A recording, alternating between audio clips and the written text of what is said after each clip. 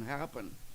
Now, I know that raising revenue is extremely important for our survival, but I know also that there are many ways of going about this, of raising revenue. And for example, the frontier now of biotechnology, there are so many more solutions, and if we work hard and if we think smart, we can come up with better ways of raising revenue.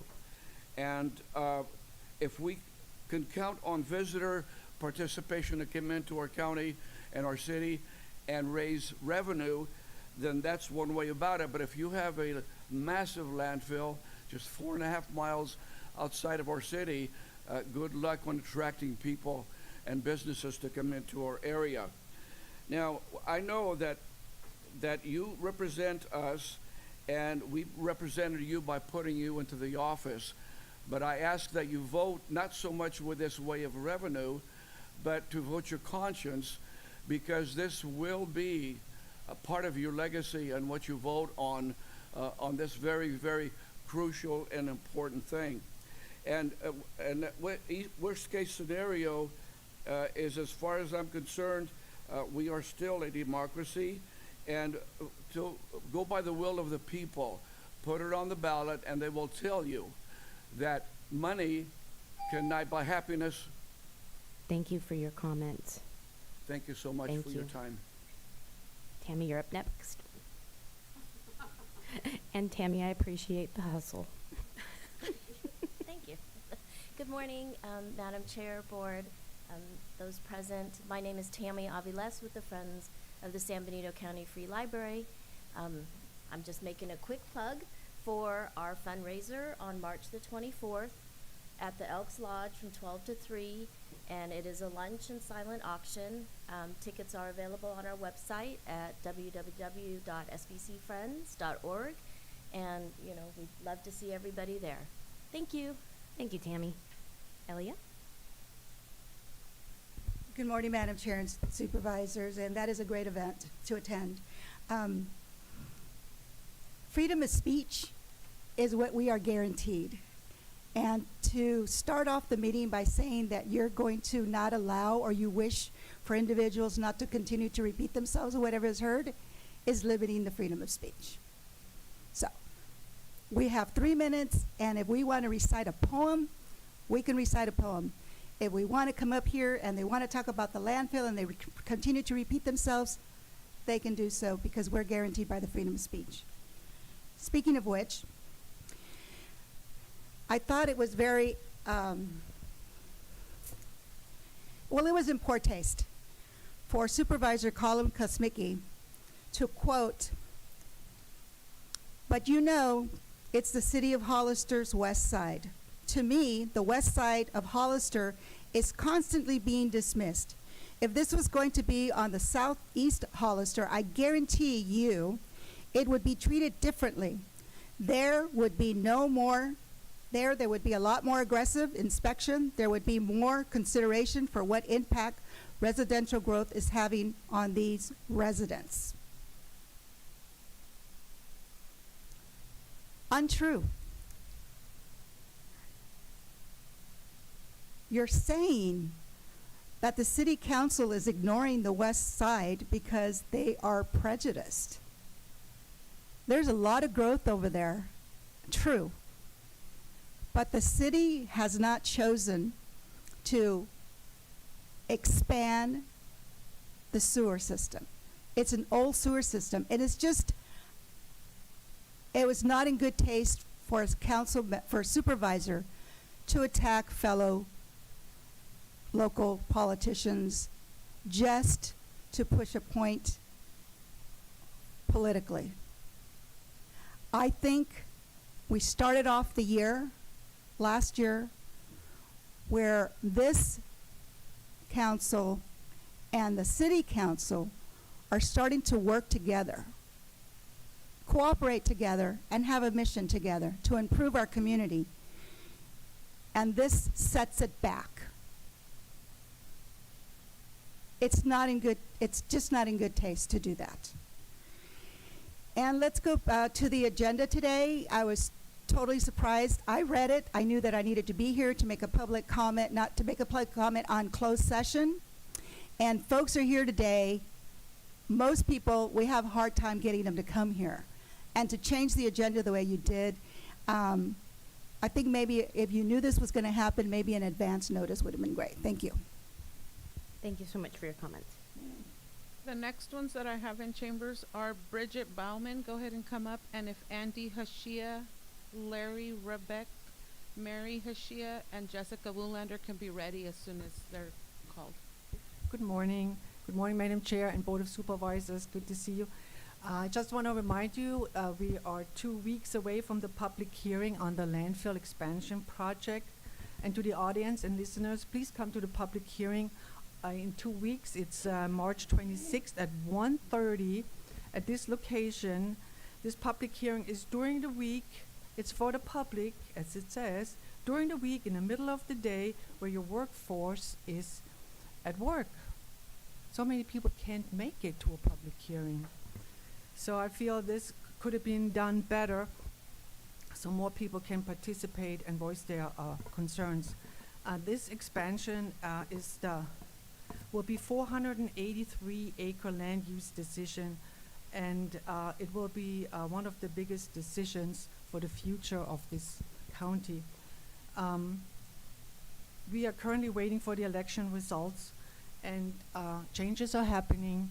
And I think the residents, your voters, have shown that they want changes, and they don't want a mega dump 2 miles outside their city. They don't want more developments. And your residents don't want their town to be known as a trash town. This is the future with the landfill expansion. They don't want semis loaded with 20,000 pounds of garbage driving through their town. By the way, I've seen those semis, and they are so dirty and smelly. Again, they don't want semis ruining their town, driving right through the middle of Hollister. Former Board of Supervisors approved the purchase of the Lima property for the expansion 2019 without an EIR even. And it turned out the EIR was massive, that the greenhouse gas emissions were actually the ones that were significant and unavoidable. We're talking about air pollution forever for this county. If you don't stop this expansion, you have to deal with air pollution. You have landfill flares emitting CO2, metric tons of CO2. I just talked yesterday to another, on the East Coast, to another group who fighting landfill expansions. They have 5 flares near their dump. By the way, with the expansion, you probably will have another landfill flare. They're dealing with clusters of lung cancer, more respiratory problems. They're having low birth weight, and what turns out, businesses cannot even find people to work in their town because they simply don't work there because it's unhealthy. It makes people sick. So please look at the future of Hollister. Do not deny this expansion. There are better ways to deal with trash. Thank you. Thank you so much for your comments. Hi, that's a good opportunity for me to do a follow-up. Good morning, members of the supervisors.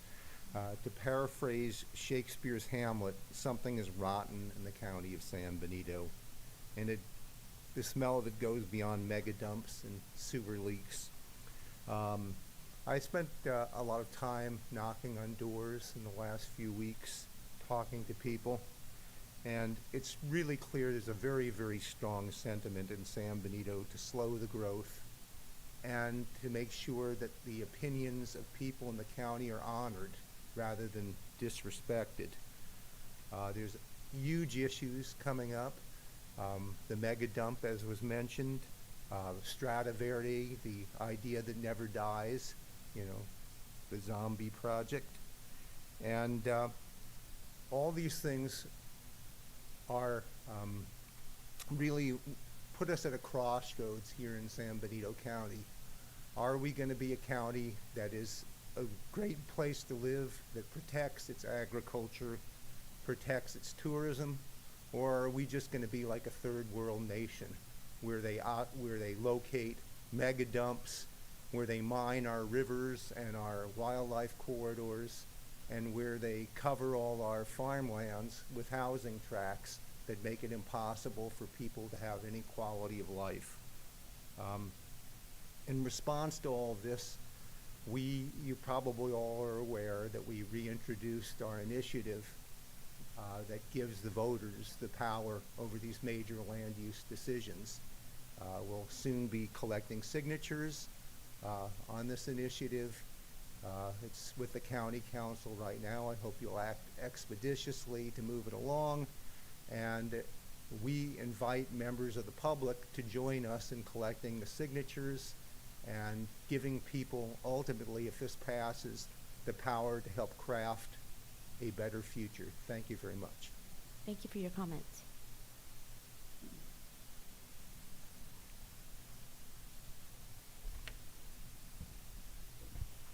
Good morning to the board, and before I start, I would like to say I do appreciate your work that you do.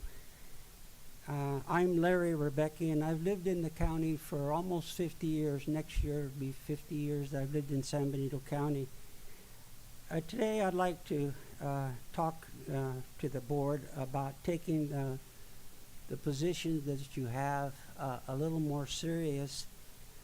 There are many serious problems in our county, ranging from failing roads, a failing hospital, a mega dump. But after looking at your calendar for meetings in this year, 2024, it's clear to me that you're not taking a lot of these issues very seriously.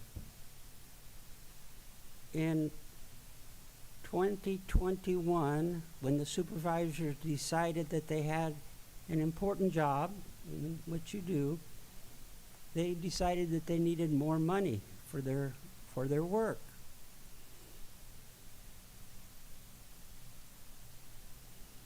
And they softened the blow of a pay increase. Their pay increase was almost double their previous pay rate. But they softened the blow by telling us, the residents of San Benito County, that they would adopt term limits. That was one condition that they threw out. And I thought they also promised to stop taking a full month during the summer vacation. Well, when I look at your calendar, it shows that you have no meetings this year between June 18th and August 13th. That's almost 2 months. It's a good 8 weeks to take off during the summer. Now, I don't know what the intent is here, but that seems like a long time given the fact that you have a lot of serious problems that you're facing. I guess some folks might say, hey, they kept their promise. They're not taking a month off. They're taking 2 months off. Well, you supervisors, I appreciate your hard work, but I think you need to put in a little bit more time given the fact of all the serious problems that we have facing our county. Thank you. Thank you for your comments.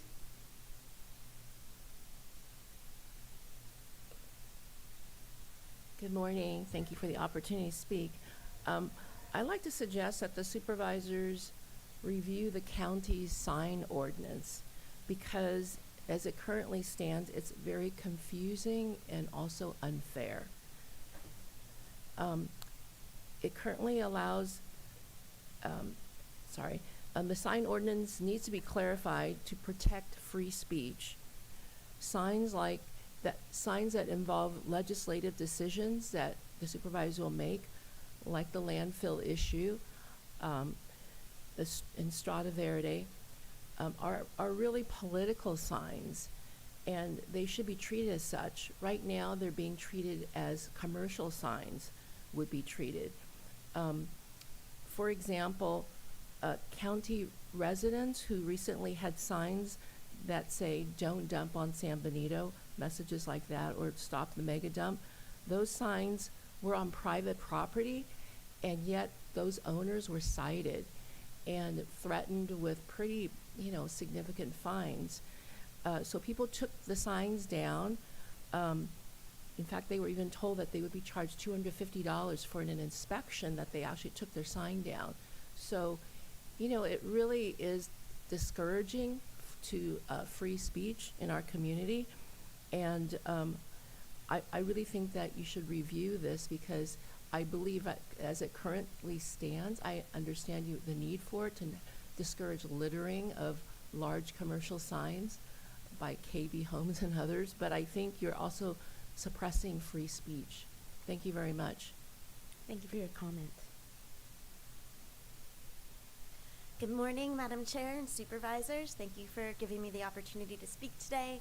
My name is Jessica Woolander, and I am the Environmental Associate for Green Foothills, a nonprofit dedicated to the protection of open space, natural resources, and farmland for the benefit of all through advocacy, education, and grassroots action. I'm here to express our concerns about the John Smith Road landfill expansion.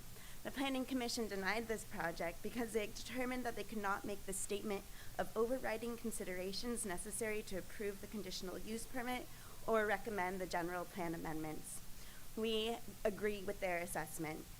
We believe that the significant unavoidable environmental impacts of this project substantially outweigh the social, economic, or other benefits, and recommend that you deny the appeal from Waste Solutions.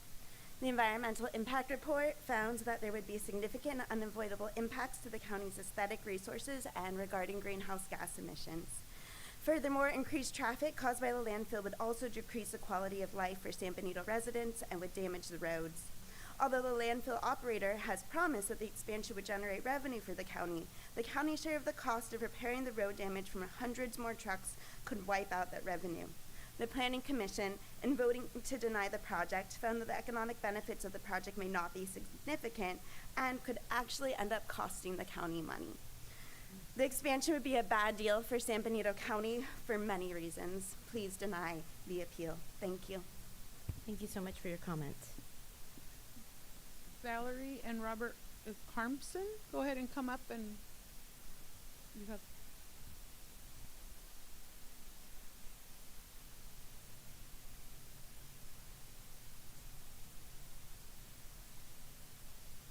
Good morning. I'm not a morning person, so this is kind of rough for me. But basically, what I want to tell you or say, how many of you would be willing to take your neighbor's garbage and put it in your backyard for a fee? How many of you would be willing to say that makes sense? To take everybody else's garbage, toxic or whatever, and dump it into your backyard? And when you got COPD, and when, the air was getting polluted and stuff, how many of the neighbors would help you? This is what you have to think about. You have to think about these neighbors. They're not your friends. They're your enemies right now. They're going to pollute your land. They're going to make it impossible for you to breathe. They're going to make it impossible for your kids to play outside. This is a real problem we have, and you can't deny it. You can't just sit back and say, well, we're going to take this money, and if anything happens, then we have this money to make it better. It's not going to get better. This surround that they're going to put around this dump, it doesn't matter how much bigger or smaller they make it, it's going to fail. It's going to get into our water. It's going to get into our land. It's going to get into our air. Please, please, do not allow this. Do not allow it. The other thing I wanted to say is about growth. You are all very intelligent people. You got voted in because you are. You care about this community. You care about this county. Make sure you make really good decisions on this growth issue. It's very important. It's very important for your families, for my family. I just got my daughter to move here. I have a grandchild here. It matters. You all matter. We all matter. Be intelligent about it. Don't be swayed. Just protect us. Thank you. Thank you for your comment.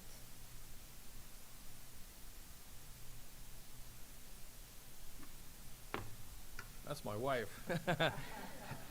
She's really something. I'm a lucky guy to have her. So my message is really small.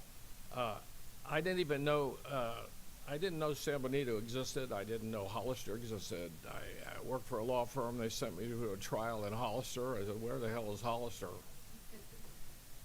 Anyway, I discovered Hollister was a wonderful place. Beautiful, beautiful place. And I've invested in Hollister. I've moved down here in Hollister. I brought other people down here. My vision of Hollister is different than some. And I know you all care about Hollister. That's why you're in the positions you're in. And I know you'll want to be responsive as you're able to be to the citizens. I have a vision that respects the agricultural heritage of San Benito County. And I generally don't like the thought of becoming a suburb of San Jose. It bothers me a lot. So when I look at San Benito and the policies that are being made, I worry that we're just going to become a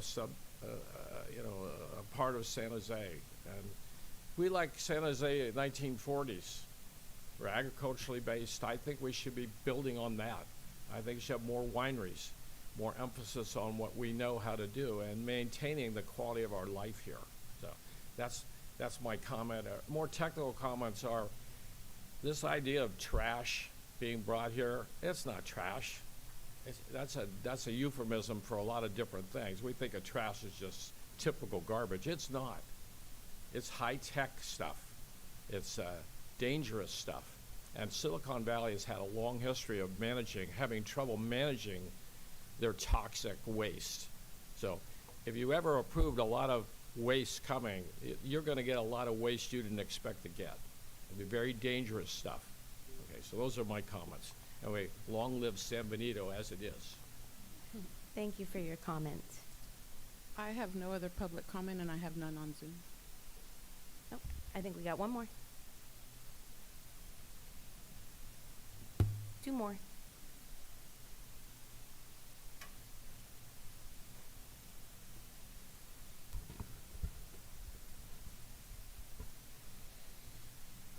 Hello, board. What I'm about to say is going to make some individuals feel extremely uncomfortable. I haven't had the chance to come up to the board and speak about this matter because of the timing of the board meetings. I actually had to miss work just to come for the public comment for this one. You know, I am curious to know why Colin Kosmicki was skipped over the board seating twice. You know, I get it. Last year I think was Woman of the Year. Maybe we wanted to start off, you know, with a different twist on things. But I am disappointed that Colin was skipped over twice. And, you know, I find it kind of odd. You know, I heard excuses like, you know, we don't want it to be political. It's a political season. But the board, you donated $2,000 to someone's campaign during the season, during this election cycle. $2,000. That is inherently political. The Supreme Court has ruled that financial donations are political. That is speech. So you do take a stance on certain items and certain individuals. I think it was extremely inappropriate, and the person to make the motion for you to become chair. You know, I think to act like, you know, some of us are above the partisan politics. It's no, you're not. My suggestion would be own it next time. If you don't want Colin to be chair, fine. Don't want Colin to be chair. But to act as though we're above this partisan politics, oh, it's because of this reason. No, it's not. I'm going to go ahead and read a little excerpt from the politics of land use.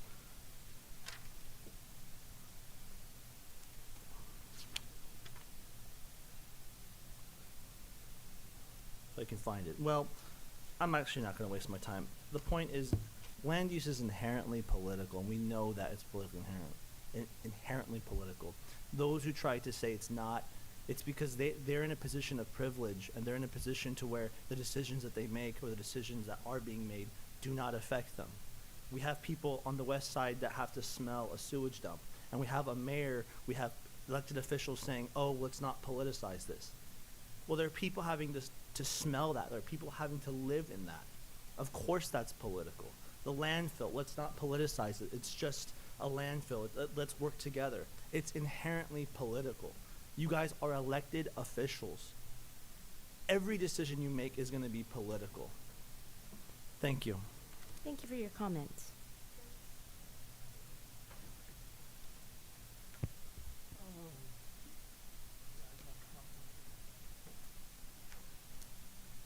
morning, Supervisors. Thank you.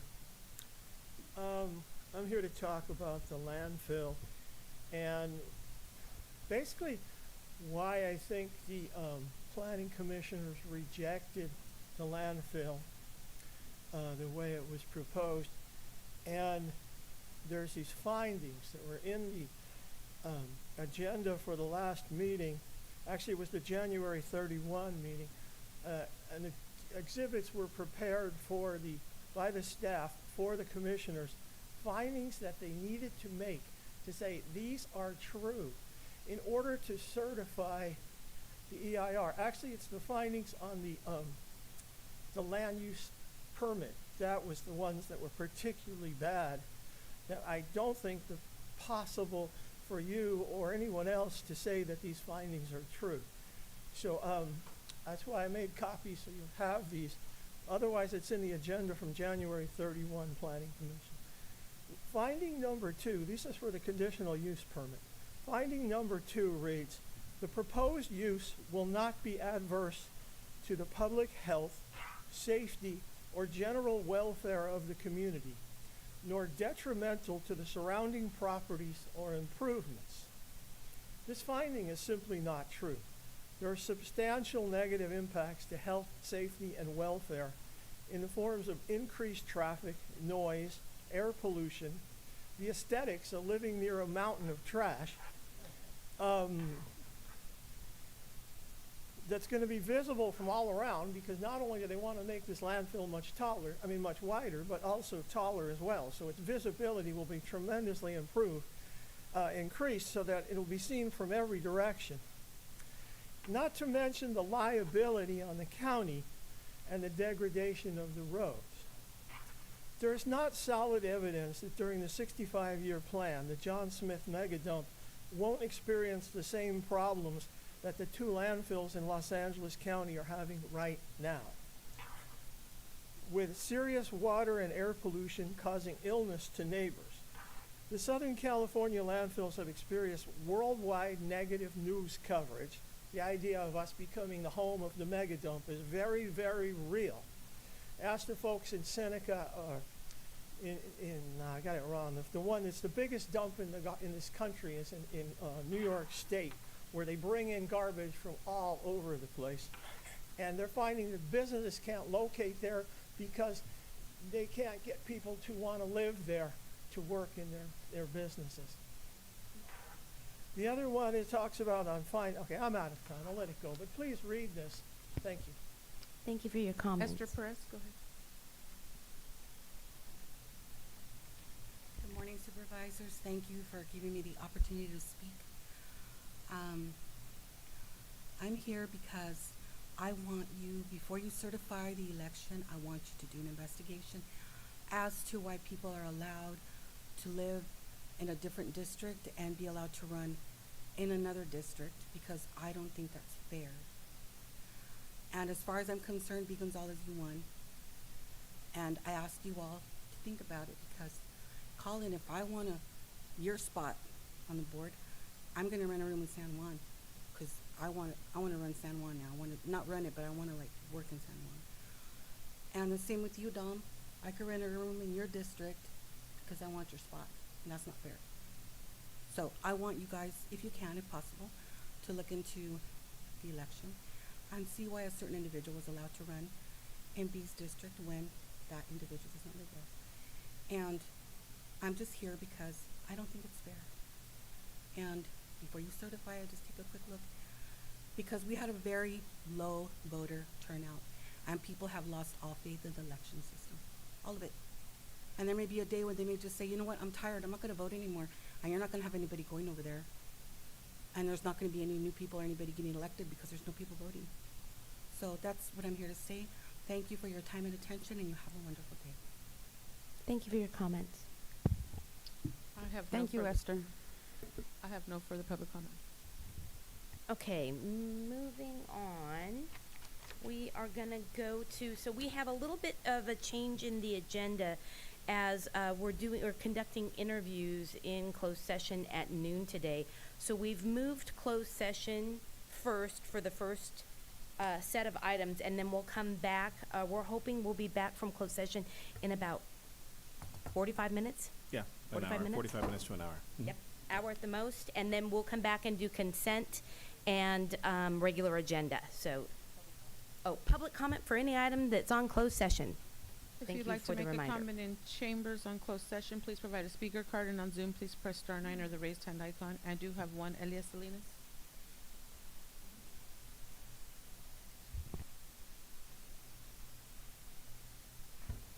Good morning, Madam Chair and Supervisors. So I see here that you have a case you're going to discuss is the Bill Lee or William Lee versus San Benito County. And I was surprised that this happened. No, I'm not surprised that it happened because he does have a lawsuit and he will prevail. There was a tolling agreement. And while there's a tolling agreement, it doesn't cost the county anything. And then you terminated it, and now it's costing the county money because now there's legal fees that are being incurred. What is it and what happened? Y'all discuss it among yourselves. Why you chose to terminate, and now it costs the money. It didn't.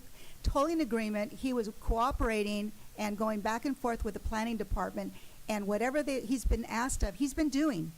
So I think it's an abuse of money being spent without having continued with the tolling agreement. You also have here an public employee appointment, and it says for the San Benito County Public Defender. Yet in your regular meeting, you have Dan Carr presenting himself to be appointed, if that's the word, or hired, because it would be a contract, as the public defender interim with about $600,000 is what he's asking, and it's $80,000 for a legal secretary and $100,000 for an office manager, and one attorney at $200,000. So I'm sorry, I probably shouldn't be speaking about that because I can talk about that later. But I'm just confused. Why is it that you have it in closed session when you still haven't heard and he hasn't come before you with regards to whether he would be selected or not? And then with regards to Hazel Hawkins Hospital, Hazel Hawkins Hospital does not have a plan if the bankruptcy court does not approve it to be in and continue to be in bankruptcy. And they're not being transparent. I know you as Board of Supervisors are aware what information and what information is not coming through, but I've been attending meetings for well over a year and been asking what is your plan, and there's no plan. So thank you. Andy? And before we go to the next public comment, I want to make note that we are pulling item 1.3. Is that correct? That's correct. Okay, so 1.3 is not on consent, so if you're here to comment on that item, it has been postponed. Thank you. Right ahead. Hello, again, on this closed session item of the public defender. I just, some of you may know that I spent 20 years of my life as a teacher at Soledad Prison. And most of my students in the prison were defended by public defenders. And something you should know, public defenders' offices are grossly under-resourced. And because they're grossly under-resourced, they don't have the investigators. They don't, most public defenders have multitudes of cases to cover in limited time.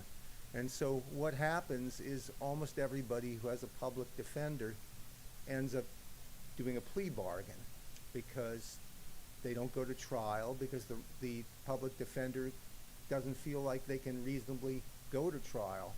What happens is the DA walks in and says, you can plead guilty to these 3 counts of such and such an issue, of these issues, or we will take you to trial and try to stick you with 8 counts and 25 years in prison. And I had a discussion with my students one day about the jury system in America. We were having, how it works, and I asked them to recount about their trials. And normally my students were quite loquacious and liked to participate. Nobody said anything. Nobody said anything. And finally I said, come on, doesn't one of you want to talk about your trial? And what I found out, I had 19 students in the room that day, not one of them had had a trial. So a county like this needs to realize that the justice system doesn't work for poor people who don't have resources. And you should think about how you can actually support in any way possible having your public defender have the resources necessary. It's a terrible thing for some people to spend years and years and years in prison. The average guy in the system when I was there for a property crime of about $300, and it cost us about $75,000 to $80,000 a year to incarcerate them for that $300 property crime. So it costs the public a tremendous amount. It destroys families. It destroys lives. And they really do deserve to have a public defender's office that's capable of defending them. Thank you. Thank you, Andy, for the comments. Thank you.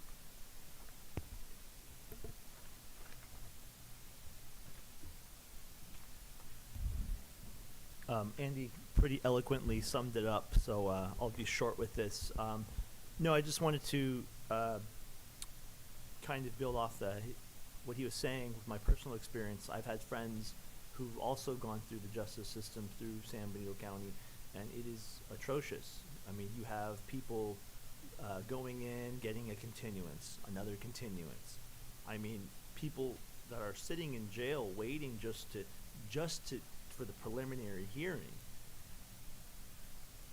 And when they do get to speak to their attorney, it's very, quick. It's I think the report said it best.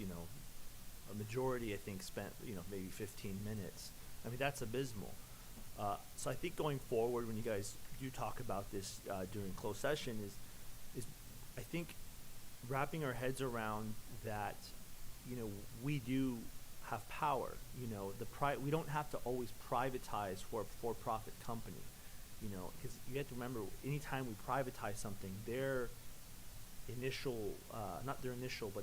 sole proprietary purpose is for profit. How can we maximize the amount of profit? Whereas if it's a public good, something that, we are not going to make money off but the Constitution guarantees people for a fair trial, a good defense. So I think we really need to serve the community, by thinking about these other issues. Yes, it may cost money, but we can, like some of you told me, we can partner with other counties. During my short tenure living in San Francisco, they did have a public defender's office, and it was open to the public. If I wanted to go down there and ask questions about,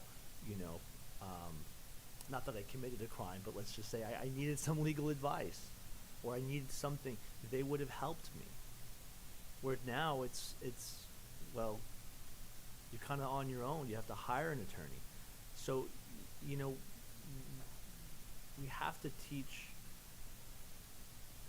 we have to invest in the public defender's office, because it's also about empowering our citizen, to know that they have rights, that they're entitled to these things. Thank you so much for that, and I wish you all the best. Thank you for your comment. I have no further public comment for closed session. Okay, so we're going to recess into closed session, and we'll be back within the hour.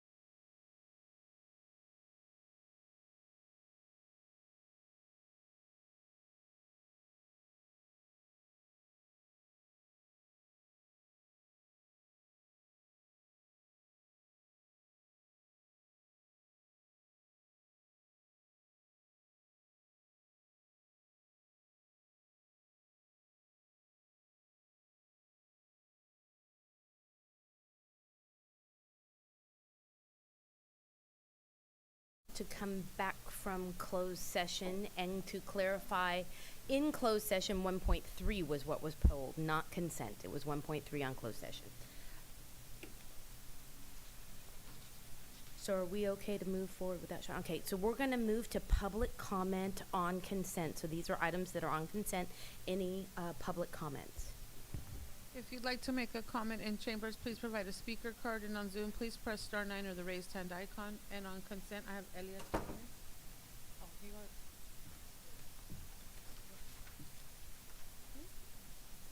Yeah, it says various items. Let's see. 2.2, 2.8, 2.9, 2.10, 2.2, 2.8, 2.9, and 2.10. 2.10, Okay. and so I start off with the 2.6. I think I just said that. Yeah. You had 2.2 was your first one. 2.2. Yeah. No, that's behavioral. Believe it or not, I'm not pulling behavioral health today. Okay. So 2.6, okay. So, anyway, I just want to emphasize that I'm sure, although it's appreciated by the DSA that they're getting a 6% rate increase and all the other numbers in there, when you're going through these negotiations, you need to consider the fact that our local law enforcement does not make the same salaries equal to, even for the city of Hollister, much less the surrounding areas. So I would like to see somehow, instead of losing deputies and instead of having a problem with recruiting new deputies to San Benito County, that when you are going through the negotiations, if not before, there should be the opportunity, and I know that it's been done before, where you've done a survey and what the pay is, that you actually bring some of these deputies up to the standards, even to the city of Hollister. The starting pay for the city of Hollister is at $100,000, a little over $100,000. The starting pay for San Benito County Sheriff Deputy is at just under $71,000. That's a $30,000 difference. So I think you all up there, you sit there and you say you support law enforcement, but yet you don't show it. A 6% rate increase, let's just say $25 an hour at 15-cent rate increase is what it is, and that would be $312 a year rate increase. Just giving you an example of what it is. It's literally pennies of what you're giving them, and that is not giving them an acknowledgement that you approve and that you support them. 2.8 is the, why did I pull this? Let me go back, I'll go back to that later. 2.9, Kimberly Horn, and it's just the cost and for them to do the designs and the engineering, and right now I know that they're doing, it says here, for the intersections of Fairview Road and Comstock Road, Fairview Road and Fallon Road, signal lights and Union Road improvements. And they're just the engineers, and it's going to expire in June of 2026. But it's really expensive, and if for the amount of money, $1.2 million, can we not, I keep coming up here forward all the time and saying, can we not hire within the county instead of having to go outside the county for all these contracts? They just cost the county residents a lot of money. 2.10 is the tiny homes project. This is now going to phase 3 is the way, I might be reading it incorrectly, but it says contract to R3 Rehabilitation, Restoration, and Respite Company. And that's where the tiny homes are coming from. And it says here that it's at in the amount of $2.6 million, almost $2.7 million. And I have been coming here for years talking about tiny homes. And I have researched tiny homes, and I have seen where there are corporations out there where you can get tiny homes at $30,000 per tiny home. You could get a lot for $2.6 million. And I've been out there, and for $2.6 million, I think it's only 10 homes that are out there, maybe 12. So I really think you need to be reconsidering exactly what is going on with these monies and how we're not getting our bang for the buck, okay? And there are a lot of state grants out there that will be given to municipalities for this project because we do have a problem with the unhoused. And I ran out of time. Thank you. Thank you for your comments. Next in chamber, Catherine Sanchez.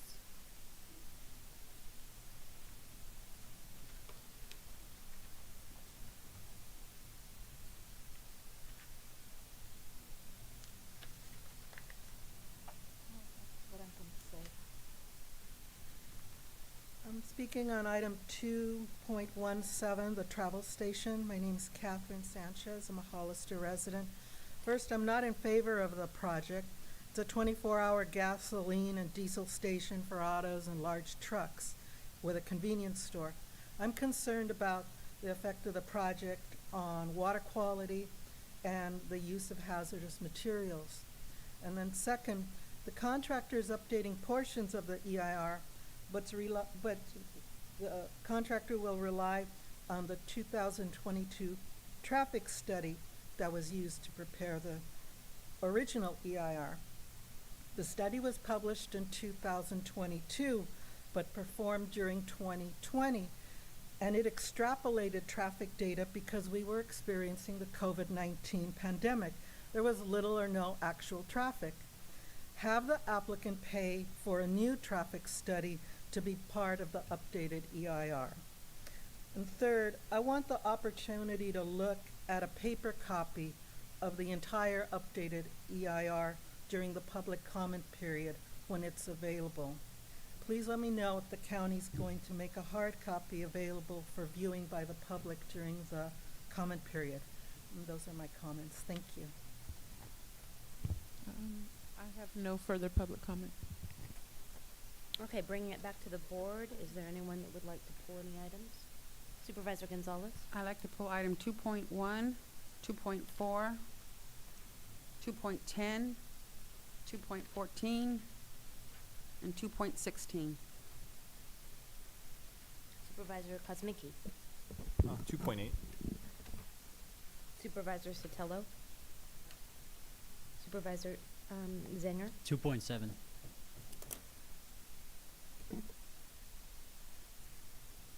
Okay.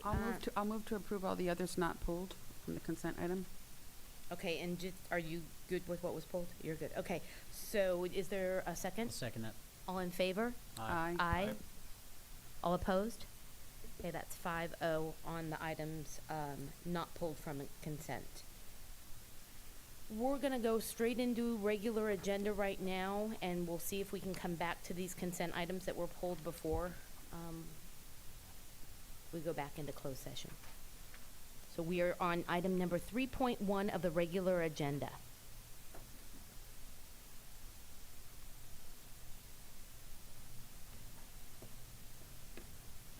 Hi, good morning, Madam Chair and fellow supervisors. Thank you so much for having me, Ariel Goodspeed, Principal Planner for the County of San Benito. And today I'm just going to be going over what we did in the year 2023 with our General Plan Annual Progress Report. So under Government Code Section 65400 of the California Government Code requires that all jurisdictions prepare an annual report to provide an update to the Planning Commission, the board, and the public progress made, and also grants received. The general plan is a blueprint of the county and address conservation, but also a vision of how the county will grow and change. San Benito County 2035 General Plan was adopted July 21st, 2015, with a 20-year horizon. Required elements include, as you can see on the screen, is land use, circulation, housing, conservation, open space, safety, and noise. You'll also see in the county's general plan, it included additional elements not required by state law. That includes an administration element, economic development element, public facilities and service element, and an administration element. The 65400 California Government Code requires all jurisdictions to prepare this annual report, and we have to submit it to the state by April 1st of each year. So today, there are multiple different implementation programs through each different element section. I'm just going to be going through those in the land use element section and talking about some of the things we did. If I went through every section, we would be here most of the day, and I have a 10-minute time limit. So first one, the urban agricultural buffer requirement. We will be, I just want to again thank the board that last year in March you approved the initiation of a general plan element update and to apply for the SALT grant funding, which we received award of $500,000. And with that, we'll be able to prepare an agricultural element and be looking more in depth on all of our ag policies. So again, just thank you, board, for your long-term vision for the county. And the same, the agricultural mitigation program. This will be another one that we'll be, reviewing in more detail as we begin work on that process. The right to farm and ranch ordinance. Staff says that this is ongoing.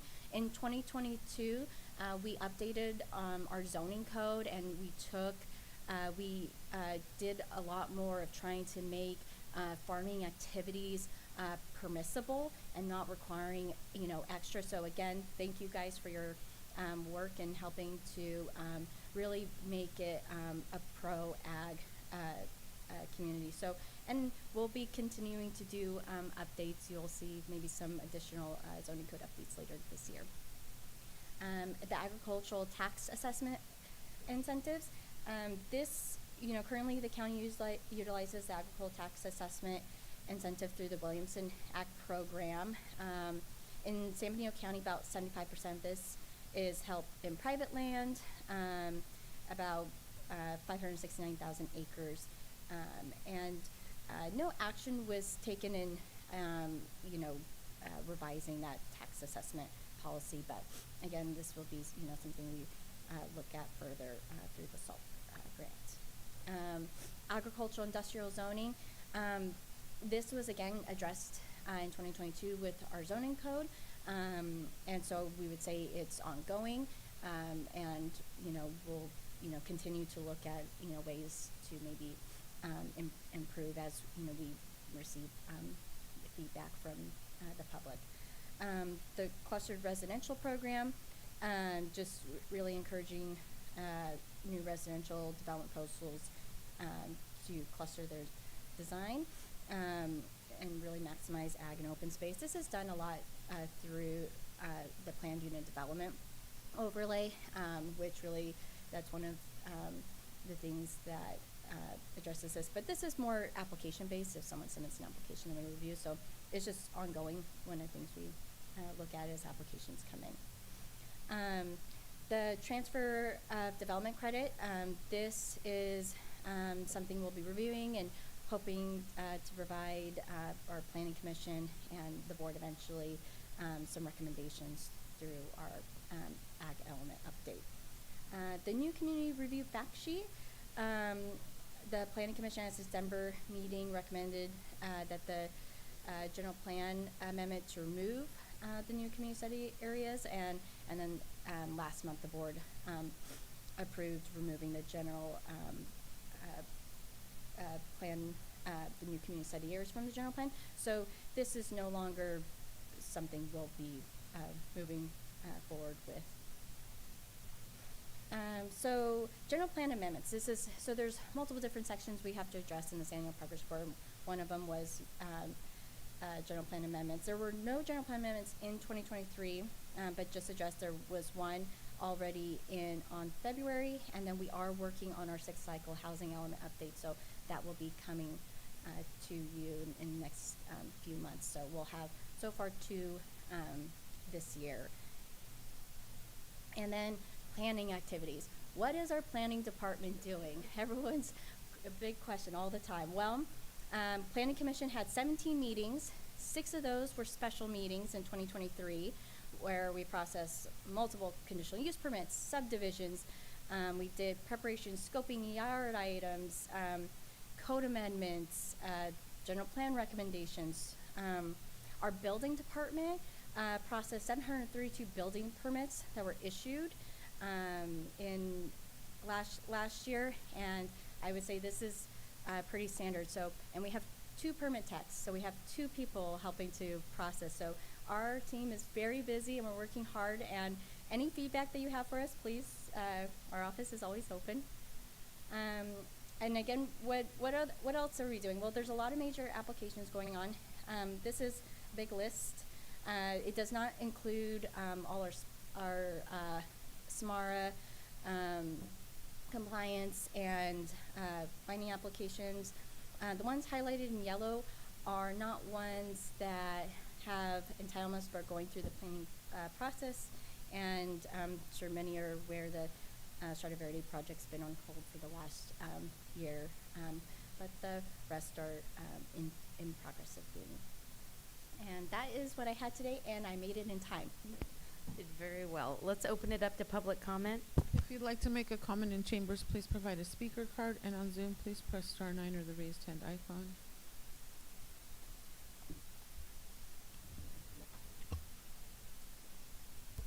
Good morning. Thank you, Ariel. First, I'd like to comment on the fact that she's limited to 10 minutes, and I think this is a really important topic, and it would be appreciated for the public to get more information. The public doesn't go down and doesn't grab the information that you can highlight it, you can go through it, and they're visual when they're seeing it here on the screen when they're at home or whether they're here. So I would respectfully ask that they do a lot of work as it is, and I think that giving them some more time is respecting of the work that they do. To condense it to 10 minutes, I think that the public doesn't get all the information, and there's more information that can be placed on there.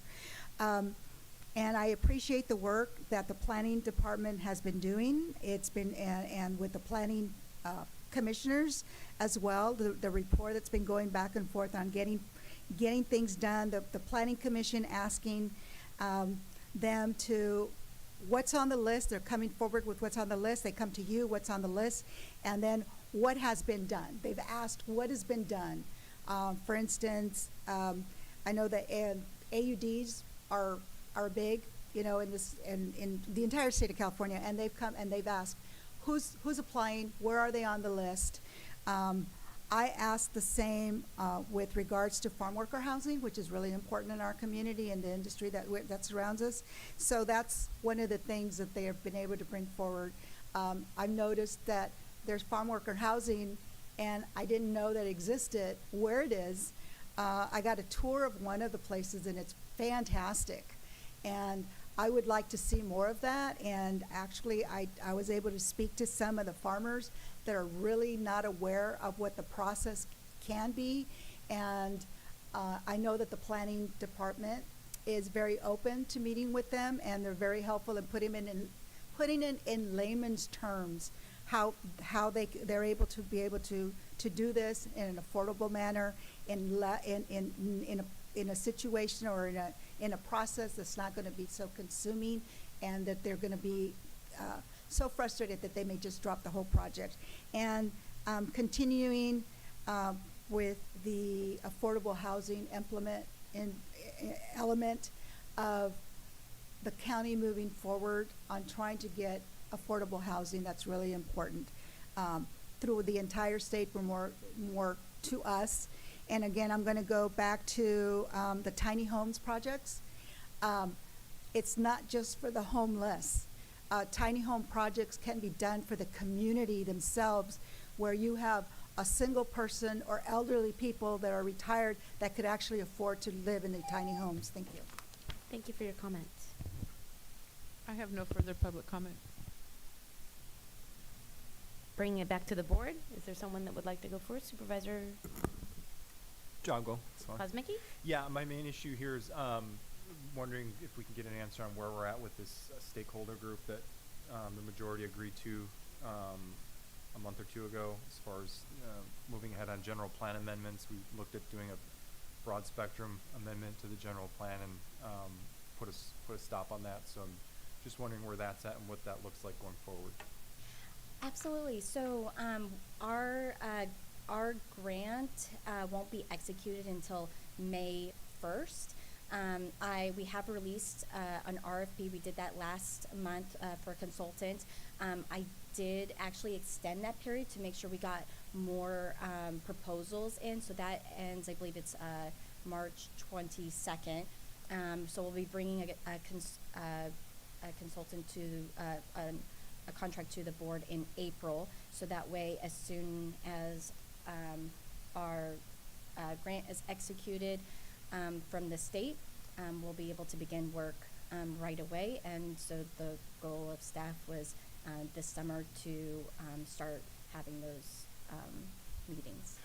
To follow up on that, why are we going through a consultant? I know that's obviously there's a time element here, but to me this is more urgent than going out and finding a consultant. And now we're talking about summer, which means this general plan amendment certainly won't come back to the board until the fall at the very least. I would assume even later than that under this outlook. So I don't think we ever agreed to, please correct me if I'm wrong, to go the route of this process. I thought we were doing a stakeholder group and just getting them together and seeing what people like and don't like and then coming back to the board. And I know that's probably more simplistic than is realistic, but I guess that's what I wasn't thinking about grants and consultants and all the way until the end of 2024. So the grant that was awarded, there are a lot of steps that have to be included when you do a general plan amendment, and there were pieces that we included. There's a lot of data collection that we need to do. It's not just stakeholder input. So there's actually a lot of data collection work we need to do. There's an economic analysis piece we need to do. There's drafting the actual element, and then the public release of it. Then the CEQA portion, making sure we're in compliance. The grant, we have a range of 2 to 3 years to complete that work. I can make sure. Can I stop you there though, because we were prepared to approve this in January. Was it February? We were prepared to approve it, and then from my understanding, the grant would have been, okay, so these are the changes that we're going to go through. Help us put those into a document format. What I'm interested in is getting those recommendations from the stakeholder group as soon as possible so that we can start the process of which policies is this majority of this board willing to go forward with, as opposed to waiting. And because it sounds like the consultant will be handling more of the administrative nuts and bolts of helping us take those recommendations and put them into the general plan, as opposed to acting as a mediator for a stakeholder group. I never thought that we gave any recommendations to have some sort of a mediator in the stakeholder. I want to get this stakeholder thing going as soon as possible. That's just I don't even agree with the stakeholder groups. I think we all know that, but if we're going to go that route, I would hope we're doing that like yesterday, not at the end of the year. Okay, I am happy to start it ahead of the grant process, but then that time won't be able to be reimbursed because the grant wouldn't have been executed. We were willing to approve it 2 months ago. So if we had approved it 2 months ago, what would have happened? Or a month ago? And I'm not meaning to be, I'm just trying to get this straight here. So if we had presumably approved it a month or two ago, how would this have related to the grant and what they would have done with, how would they have taken what we approved and ran with it? And why can't we still get the recommendations from the stakeholder group, get that out of the way, make a decision as a board on what we want to do with our general plan, and then do the nuts and bolts work that's necessary through the grant? We can start the stakeholder group ahead, but we would still want to continue that because there are pieces. I mean, when we do all the data analysis, we're going to want to present that to the stakeholders so then that can inform them to provide us comments back. When we do the economic analysis, we're going to want to provide that to them to then get comment back. That Again, I just come back to and again, I know we can go on all day here, but I'm just coming back to the fact that we were going to approve this a month or two ago. So what am I missing here? Well, what you were going to approve was what was approved actually a year ago was the initiation so we could apply for the grant, but there was no proposed element policies a few months ago. What was recommended by the Planning Commission? And then we didn't deny it, but there was a 3-2 vote to say we're not quite ready to go forward with these. We just heard a lot of 11th hour feedback, and so now we're going to stop that and we're going to go to the stakeholder group. But again, if we would have approved it, we still would have been going forward with the processes you're discussing here. So I don't see how the stakeholder group necessarily has to work in line. I'm just worried that government, again, and it's not you, this is a systemic issue, that government just tends to work slowly, and we're talking about, are we even going to get to a general plan amendment by the end of 2024 is the way I'm seeing it, according to what you're telling me here today. Madam Chair, may I interject? Supervisor Kosmicki, you go ahead. Okay, go right ahead. I'm just trying to say you're beating the messenger. She went ahead and she is including the public stakeholder group that you requested. I did not request it. You did not. I absolutely did not request it. I'm against the stakeholder group. I want to approve these amendments yesterday. Well, who does anybody recall who requested? I could have sworn it was this board. I asked for a stakeholder group. Okay. I think getting that public input is incredibly important. I think so too. And I was actually going to sympathize with you that you're requesting it, but now you're trying to hurry it. It's the process. The process is what it is, and we have to respect the process. And I understand the urgency for you, but it looks like you've been reelected, so you have a little bit more time to work on this. Supervisor So Gonzalez. I'm just saying there's more time still to work on it. This isn't timely like it needs to be done tomorrow. You know, it needs to be done soon, but we have to let the process work its process out. I do just want to add that staff, Abraham did a presentation to the Business Council. I've done a presentation to the Farm Bureau. I'm going to be reaching out to the Cattlemen's Association. So we have actually been starting to do some of that stakeholder outreach, even though we haven't officially put together the group and started meetings with all of the members. But I'm happy to adjust the schedule and move it quicker.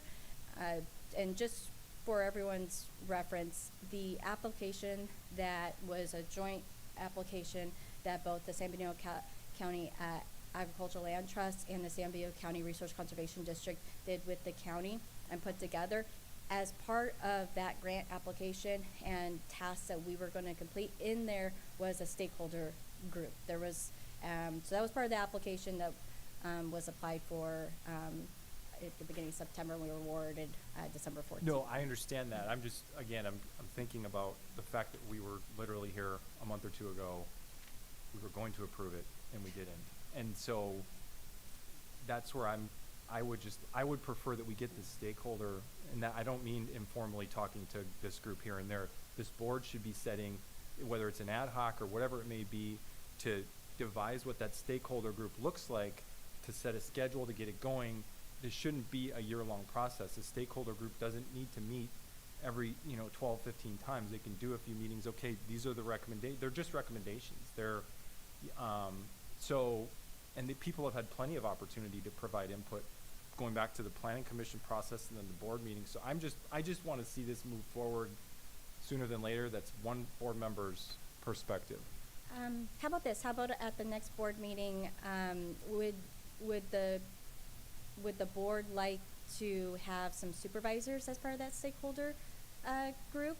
Because I could bring an item to the board at the next meeting to. What stakeholder group?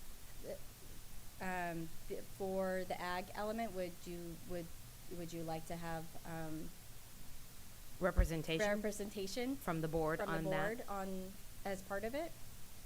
But how does that play into the overall? You're talking about the ag element as one element of the general plan. I'm talking about a slew of amendments that were recommended from the planning commission that the board put a pause on. That's what I'm talking about. And I have, go ahead, Supervisor Zanger. so I have a question. How, I guess, right now, how many times does the stakeholder group, are we intending for them to meet? How long do you think, how long are we giving the stakeholder group to come up with some recommendations for the board? So we were gonna develop a stakeholder, like how we were gonna do our stakeholder process. We haven't developed that yet. I was working to get a consultant on board so we could develop our stakeholder outreach plan, and which would include how many meetings, who's included, how are we gonna conduct them, for, you know, what length of time. So we're ahead, but I will have next month a consultant on board. Okay. Supervisor Sotelo, do you have any comments? No, not really. I really appreciate all the work that you guys have been doing. And I think kind of going back to that discussion that we had, I think that it wasn't ready to be passed that day. We decided that, hold on, let's do this stakeholder group. And so I don't think there was a consensus to move forward that day. And I think this is a very necessary process. And I think as we heard speakers earlier talk about the importance of these land use decisions that we're making, I think it's really, really important for us to include the stakeholders and the community.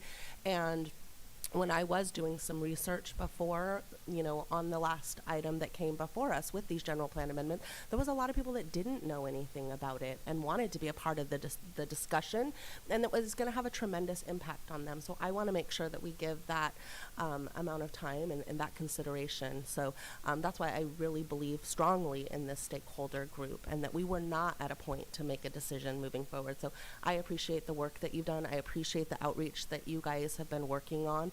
And I think that's how we should be making decisions, is doing a lot of outreach, working with the community.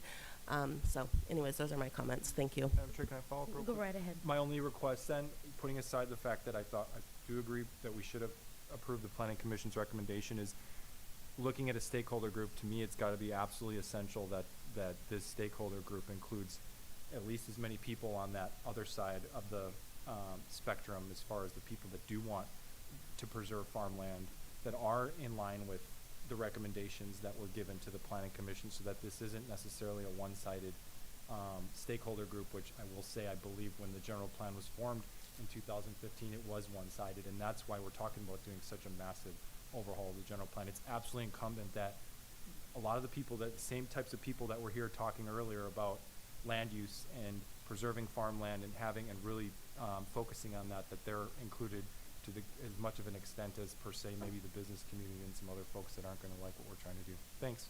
Can I add, Madam Chair? Supervisor Gonzalez. Why don't we just do a call for action right now? Because if we're going to have this meeting on the 26th and, you know, regurgitate this meeting, let's do a call for action. And who, if anyone is listening in the community right now, if they want to be part of the stakeholder group, who would they contact? What number would they contact? Please contact me, agoodspeed at cosb.us, and my work cell is 831-537-1011. 831-537-1011. Please contact me. If anyone from the board has anyone you want me to reach out to, I will personally reach out to them. I want your input. I want you to participate. I want to hear your voice. I want to hear all sides of the voice, because all sides of it is how we're going to come up with good policy. So please come participate. Okay, I'm just going to add a couple things. Thank you for that. Thank you so much. Number one, thank you, because I know you're putting a lot of work into this. And I thank the planning commissioners for all of their work that they've put into this, but understanding that I'm in agreement that we need to start the conversation sooner than later to actually just start to hear the voices before the plan's developed. I completely support that we should be, and I've even heard that people have been receiving calls from your department and have been asked to partake in this stakeholder agreement or discussion. So I think it does need to be fair, it does need to be balanced, and it is so vitally important, though, that the impacts are identified based on the decisions that may be coming forward. That's my biggest concern, is you hit on them beautifully. The data collection, the economic analysis, you know, and the environmental analysis, and making sure that we are doing the right thing for the community. I think the community's made it very clear. We want to preserve ag land. We don't want sprawling growth. But how do we make the general plan work with the vision of where the community is going? With that said, this is to approve the general plan annual progress report. So we kind of dove a little deeper then, but I think it's a good clarification that needed to happen. So Can I clarify one thing, Madam Chair? Just the stakeholder group is just focused on what we discussed at the meeting a month or two ago, right? Or is it just now generalized? Because I thought it was just set up to go over those specific recommendations that we were looking at. So the stakeholder group is to develop an agricultural element that is going to look at a wide array of ag policies, so more inclusive than just what was discussed. Well, okay. Well, I thought I thought we created the stakeholder group to go over those specific recommendations. Is it now? It's broader than that, though. It will include those items. Yes, it will include those items. But there's other policies, you know, beside, like transfer development credit. I mean, so the ag element is the grant application. The ag element was this more inclusive piece than just the two policies we just. I'm going to step in. I'm going to step in here for just a minute, because my understanding, you're looking at the ag element and only the ag element with the grant, the SALT grant, and getting the public input. That is not where this board was going with the 15 items that were brought before us in the first meeting in January. Yes. What this board, in my opinion, decided to do is we need to bring the public to the table on all of these 15 items, including, and it could turn into your public area for the SALT grant, but we need to have the public discussion on those items so that there is input, feedback, and then how do they financially, because you hit on all these elements of where our concerns are, but it's not just the SALT grant. And everything, even though the SALT grant is very important, that's not the only public comment that we're looking for. We want to make sure that all 15 of those items, and I'm sorry to step, I want to be very clear what I understood and where I was coming from. So we're all nodding, kind of nodding. I got a thumb. Okay, that's good. Okay. So yes, my apologies. Yes, the other items were going to be addressed, but we can just do one. We can just do one stakeholder group, and I guess and it can roll over into your grant, and then it can be, the grant funding can be used for that. I think the big important decision that was made up here is that we want public input now on these items that were listed, because it doesn't appear in the outreach that happened that there was enough community engagement. And if that means we need to have a public workshop just on this, I will totally MC that. Okay. Definitely. Now, question for you. We're not limiting the number of people who want to participate, are we? No. I don't believe we're limiting anybody that wants to participate. So this is like a total opportunity, and it may need, it may need more space, like the Vets Hall or something. Okay. So, okay. Thank you. That's a little, that's different. We'll get that started ahead of the grant. Sorry, there are pieces when you do a grant that you have to follow. And we stepped outside of the grant policy, sorry. No worries. So, but we want to make sure we're very clear about our expectations, and it's not just the SALT grant. Yep, no problem. Okay. You got it. Okay, great. Any other comments? That's what I was getting at, and I appreciate the clarification. I think we're you. on the same page, and thank you, everyone. Thank you. Okay, so with that said, is there, we do have to approve this update? Do you need action from us? Yes, please, and then I can submit it to the state. Is there anyone that would like to make a So I'll motion? move to approve. Second. Oops. So I got a first from Sotelo, and we'll go Supervisor Kosmicki on the second. And all in favor? Aye. Aye. Aye. Any opposed? Okay, that's a 5-0. Great. Thank you so much for your hard work. Okay, we're moving on to item number 3.2, and this is going to be presented by. How are you doing? I'm good. How are you? I'm good. Okay. I'm just pulling up my presentation here. Okay. Stephanie, I'm sorry. I had a blank.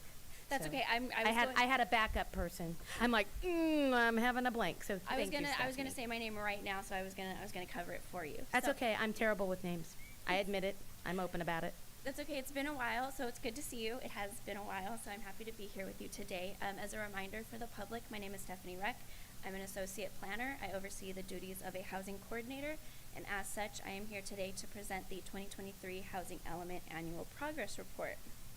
So before we discuss the report, I want to provide you with a brief refresher of what the housing element is.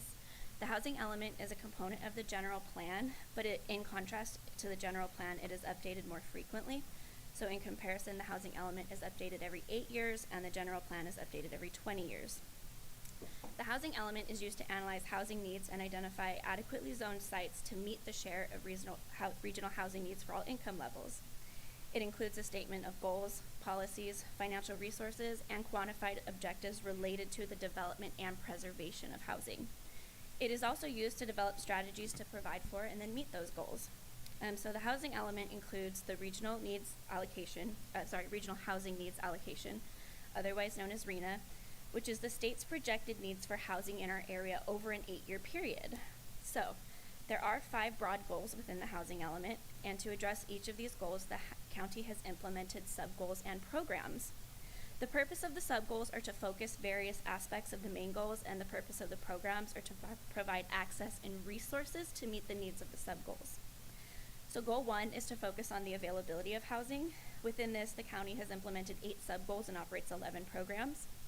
Goal 2 is to focus on the development of housing. Within this, the county implemented 19 sub-goals and operates 19 programs. Goal 3 is to focus on the maintenance of housing. Within this, the county implemented 6 sub-goals and operates 6 programs.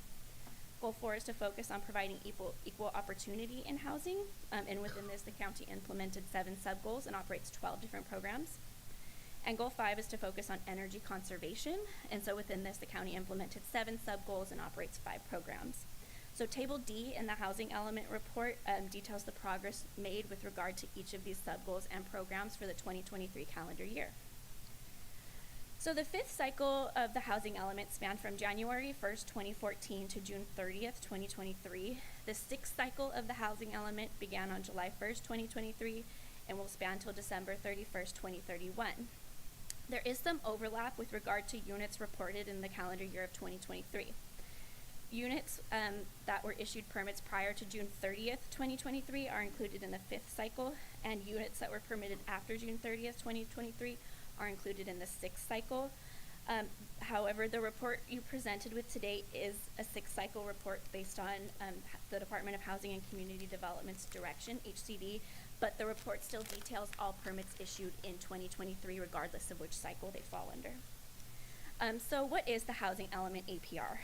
Annually, our jurisdiction is required to submit a report which details the status and progress we've made in implementing the housing element.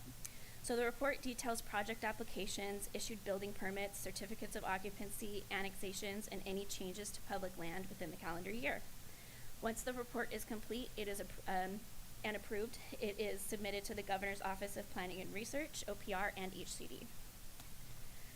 So with regard to the 6th cycle housing element update timeline, in January of 2021, the county signed a memorandum of understanding between the Association of Monterey Bay Area Governments, AMBAG, and the San Benito Council of Governments, SBCOG, to have roughly $79,000 allocated to San Benito County in Regional Early Action Planning, REAP, funding.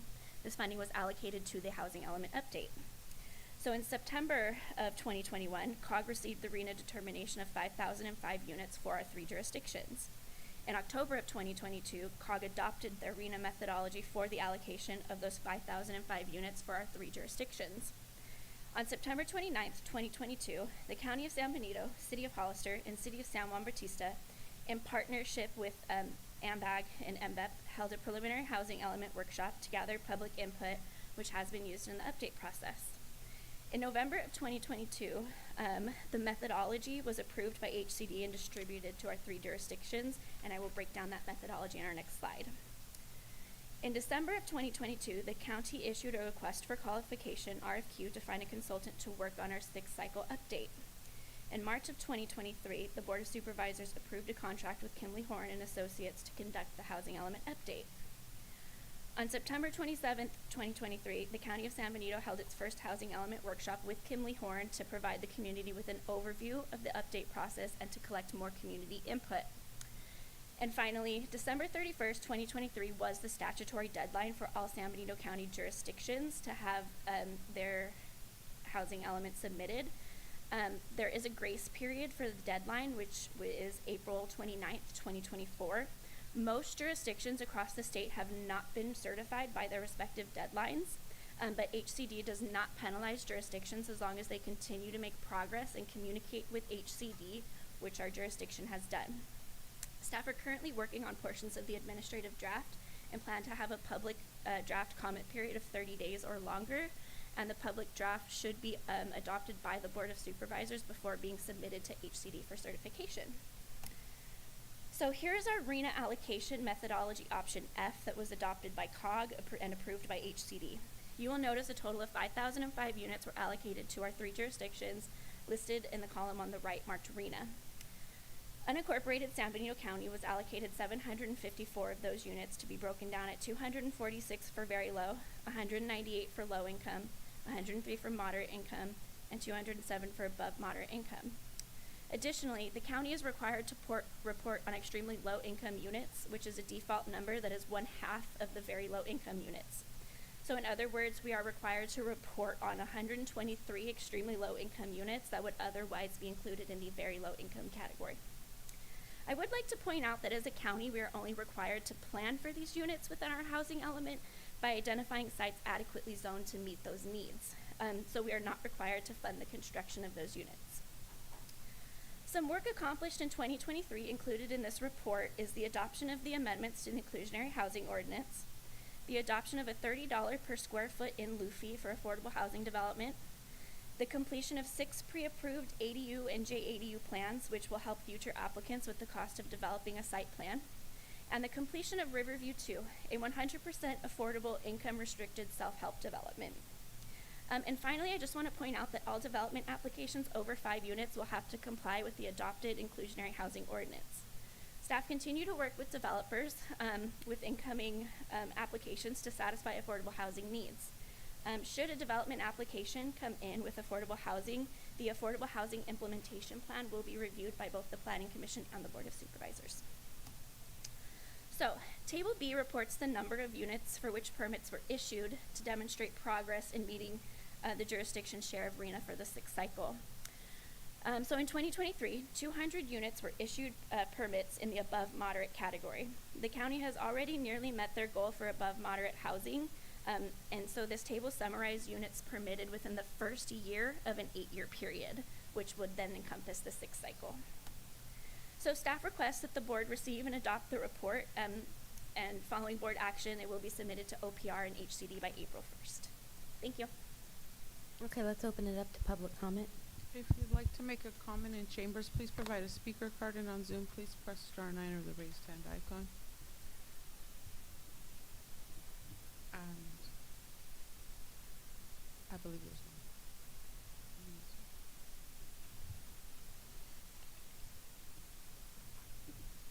Thank you. Great job by planning. Thank you, Stephanie, for this report. And I understand that you don't have to build 5 houses even though it's being requested, but eventually you have to build those houses. So it may end up you're going to end up doing 25 houses because you didn't do 5 houses today. So that's a consideration to think about. You don't have to do it today, but eventually you do have to do it.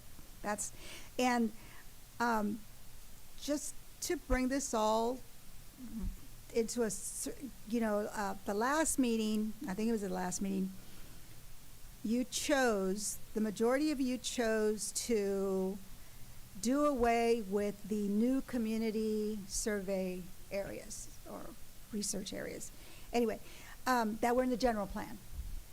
And those areas were adjacent near the city, which is where you're wanting to grow. So now that it's not in the general plan, y'all decided to take it off. If someone decides that they want to actually do something in that area, now they're going to have to go and ask for an amendment to the general plan so that that area can be considered. So there was no harm in keeping it. Now it's going to be more work because now you have to add it back on.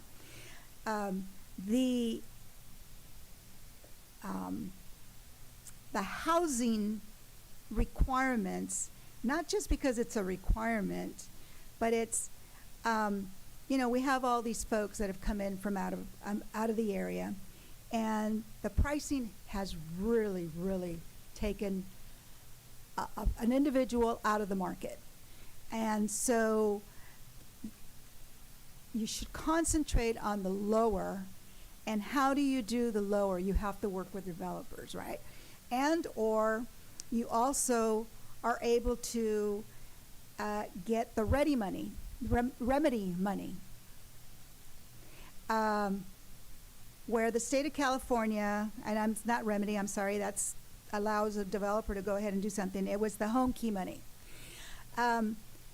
So it's important and I know that, one of you said we're not in the business of being landlords and all that. The money is only available for municipalities. And if you're going to try to help a community and say you care about this community, I really think that it's important that you rethink that and you bring back on some type of I don't even know when the next deadline is, but you reconsider and think about going out for those home key funds. Thank you. Thank you for your comments. I have no further public comment. Okay, bringing it back to the board. Anyone like to start? Madam Chair? Yes. So I just want to clarify, the Samuel County unincorporated area absolutely is not required to build. We're exempt from SB 330. I've said this numerous times, but some people just like to just continue to speak mistruths about it. We're required to zone under RENA. We are not required to build anything. Thank you. Thank you for your comments. Supervisor Gonzalez. I would like to go back to the numbers that you have allocated on the report, which is report housing element annual progress report. If you wouldn't mind going back to that, that screen there. By the numbers, we can tell that historically we have not addressed the housing needs of San Benito County. And is there any way we can limit the above market range or the above moderate income developments? I see Ariel shaking her head. Yes. How would we do that? So one thing we are looking into is the potential of adopting a growth management ordinance in the county, not to limit all housing, but to limit above moderate housing, and that would allow for affordable housing only to be built in the county. So that is something we're looking into and hopeful to bring back to the board. Because historically that population has been neglected in this community. And as the speaker said, that the prices of housing have just been, outpriced the typical citizen in San Benito County, the resident here. Okay, I like that idea, so I would like some more information on that at a later meeting, please. And can you explain how we as a municipality are not required to build, but we are required to zone? What are the consequences to that if we don't prepare for that? Because I know that there's some comment out there, and I know on social media there's been some discussion about some elected officials saying, well, we don't have to do anything. And I want to know, what do we have to do and what can we permissibly not do? So the process as it stands is you have to, like you said, zone sites to meet housing. So we have 754 units, so we've selected certain sites and we say that these are zoned and can meet a max of this amount of units. So that's how we're calculating where we can put homes and if we will be able to meet that number. What happens is you identify those sites in your housing element, and if they're not built upon within that cycle, they are then eligible for something called the builder's remedy in the next cycle. So let's say we have sites that we included in our 5th cycle that were not built upon. If they're still vacant in the 6th cycle, that allows for a builder's remedy, which means that a developer could come in, and as long as they provide 20% affordable housing, it is a by right approval. That's correct, right? Yeah, it is a by right approval, so it would just be ministerially approved, and it wouldn't go through the discretionary process. Thank you. Supervisor Zanger. Just a question on that thought. So the builder's remedy would only apply to sites that we've identified as That were not built upon during the last cycle. What if there was a site that wasn't built upon, but the zoning had changed in between the cycle and the next cycle? Then that builder's remedy doesn't apply to the newly zoned, or does it? I might have to look into that and get back to you. What he's saying is, like, let's say in the 5th cycle it was zoned as RM to meet this needs, but let's say for some reason it was rezoned to agriculture. Would we then be able to build the same on that parcel? That's your question, correct? Would the builder's remedy apply to Still that apply. parcel even though it's no longer RM? You know what, let's double check that. I don't want to give you the wrong answer. Okay, thanks. Thank you for the question. Madam Chair, Supervisor. and are you referring to SB 330 when you're talking about builder's remedy? Because I'm not very Sorry, clear. we I might think we're have going to to- need a we lot might more have to get information back here, to because you I do know on for a that. fact we are exempt from SB 330, which is largely what everyone references with these matters. Yeah, I don't, let me get with our consultants and we can get you some Okay, follow-up thanks. information. I'm not sure how that plays into the builder's remedy. Supervisor Sotelo. Yeah, thank you. Going back to I think one of your last slides that had kind of the graph with the RENA allocation by income level. So for 2023, we're showing 200 above moderate, correct? Correct. And nothing for any of the other areas? So the way it works out is HCD only counts permits that were issued. So there's many different aspects of this report. I have to report on permits issued for the year, permits that received building finals, and permits that received certificate of occupancies. So a unit might be listed on this report for 3 separate years, depending on how long it took to build, but they're only pulling the number from issued. So only 200 permits were issued in 2023 for above moderate. So you remember how I said Riverview 2 was completed in 2023? Right, that's why I was like, why aren't they Those there? permits were issued in 2022 so that they were calculated on that report. Okay, gotcha. Okay, thank you for that clarification. Any other comments? We already did public comment. Come on, real quick. I was just wondering if she could elaborate on inclusionary housing and how that fits in with affordable housing. Because it was mentioned, but I didn't see anything up there that spoke to it.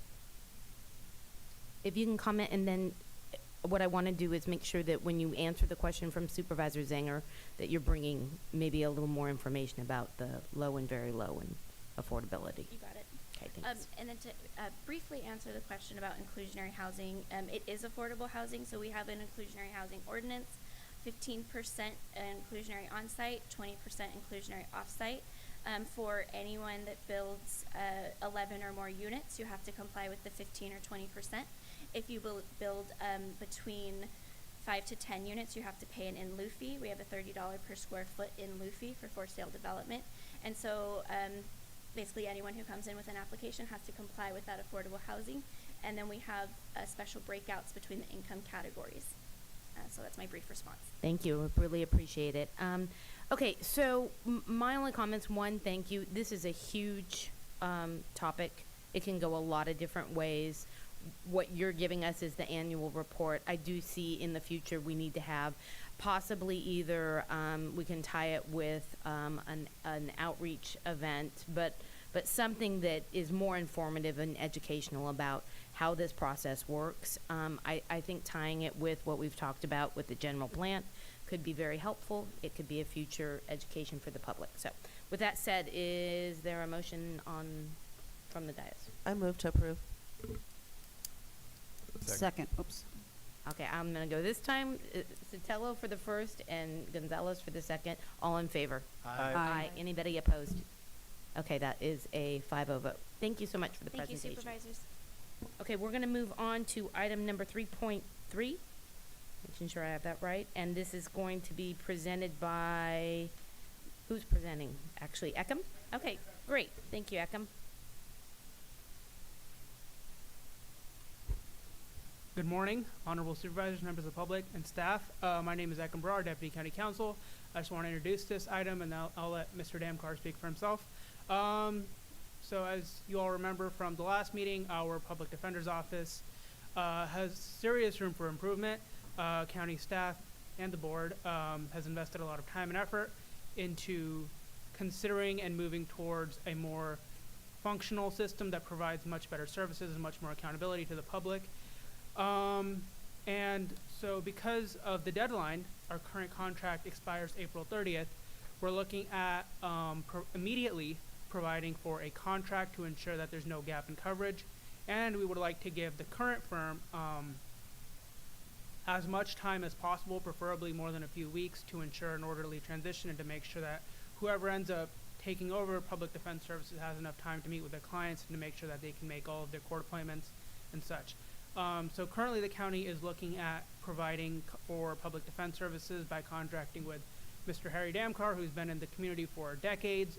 I can provide my perspective as an attorney and as a staff member in that I have personally had people from the court, I've had people from the DA's office, and people from the defense bar, all the private attorneys, all specifically personally compliment Mr. Damkar, who's been a district attorney here, who's also been county counsel here. And I've heard pretty much, unanimous praise for his history here and his the dedication that he provides all of his clients. I think it would be an enormous service that we could provide for our indigent clients here to contract with Mr. Damkar, and that's why we're moving forward with this agenda item and presenting that to the board for consideration. Mr. Damkar? Thank you, Eckham. Good morning, ladies and gentlemen. I understand you're under some time constraint, so I won't be long. As I explained in my letter to for the agenda item, that this is you have a lot of choices. You can go with contracting with a law firm. You can contract with out-of-county public defenders' offices. You can do a lot of different things. I would support anything as long as it's a nice, orderly transfer, because I'm in the business of trying to provide services to my clients. I've been doing this for almost 47 years here in this county, so it's not new to me. I understand there are possible concerns about cost of this. I tried to lay out some possible estimated costs. It's not easy to get attorneys to come in on a last-minute basis to jump into a contract and to undertake what's going to be contemplated with this office. Right now, the office has 970 open files in the public defender's office. There are, and that's not my office or the Pam Brown, third level, that's just the public defender. They review approximately, there are approximately 4,000 new cases filed each year by the DA. In addition, we have a number of other areas we cover, not just the criminal defense. We do juvenile dependencies, we do juvenile delinquencies, we do family law matters, behavioral health court, drug court, as well as conservatorships. And so we are in need of more resources for the public defender's side of the equation in this county. We have right now 2 full-time attorneys in the public defender's office. In my opinion, that's not even adequate. They're barely able to keep up with that caseload. And with the Fitzgerald law firm's bid, they only provided for 2 attorneys, and it hasn't increased, and those attorneys are tremendously overworked. I've talked with Ashante from the state public defender's office, and I think we need to find a solution. It has to be something quick for an interim, and that's what I said in my proposal. I'm not intending to do this the rest of my life till I drop dead behind my desk. but rather this would be an interim solution that I could provide, and until we can get an actual in-house office, get a building, get a staff, get everything ready. I anticipate that would take about 2 years. So that's why I proposed a 2-year contract. In a nutshell, that's it. I don't want to take up a lot of time. Thank you so much for your comments. Let's open it up to public comment. If you'd like to make a comment in chambers, please provide a speaker card, and on Zoom, please press star 9 or the raised hand icon. And in chambers, we'll start with Jeanette.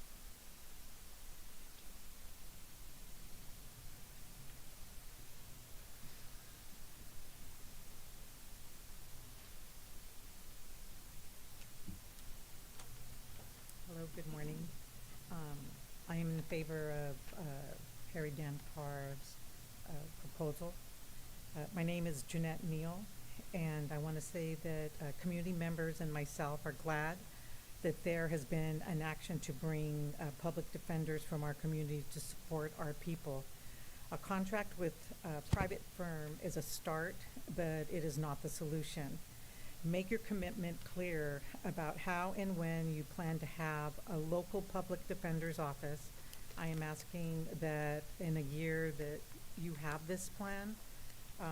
I know that the Santa Cruz County was able to figure it out by planning and making this plan transparent.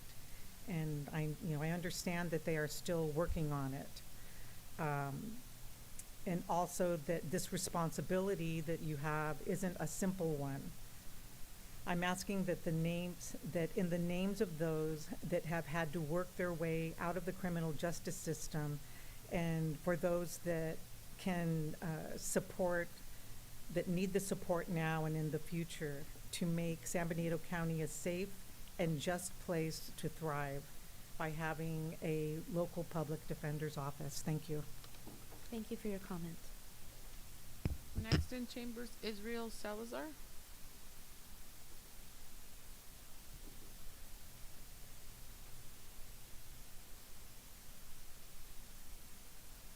Good morning. Good morning, buenos dias. Israel Salazar Villa, community member residing in the Sunny Slope neighborhood here in Hollister. Although a temporary contract can be put in place to plug the current gap, we urge you to make a short-term contract of a 1 year and vote in a transition plan for a public defender office at the same time. Don't kick this can down the road. Santa Cruz County is a much larger county and recently created their public defender office within a 1 year timeline, and I think we can do the same. Public defender supervisors can assure that motions are being filed and trials are being set, and the supervisors can review client files to ensure that constitutional rights are being met. Contract systems don't have attorney supervision because each attorney works for themselves. In fact, it can create a conflict of interest. Private attorneys can take private cases they can take in addition to their caseload of indigent clients and don't have to report how many private clients they have. Public defender's office have transparency for the taxpayers because we know that every penny of the county's money is going towards indigent defense. Please stand by your words and commit formally to a public defender office with a clear timeline, stand by our Constitution, and stand by justice. Lastly, I highly support an oversight committee. However, I feel it is lacking a few critical voices, and that being the voice of a formerly incarcerated person or a system-impacted person, a system-impacted young person, and a family member or a parent of an impacted person, as those most impacted by these problems are always those closest to the solutions. There must be some sort of balance between system stakeholders and community members. And lastly, I would like to volunteer and nominate myself to be on this committee. Thank you. Thank you for your comment. Chris Marturana.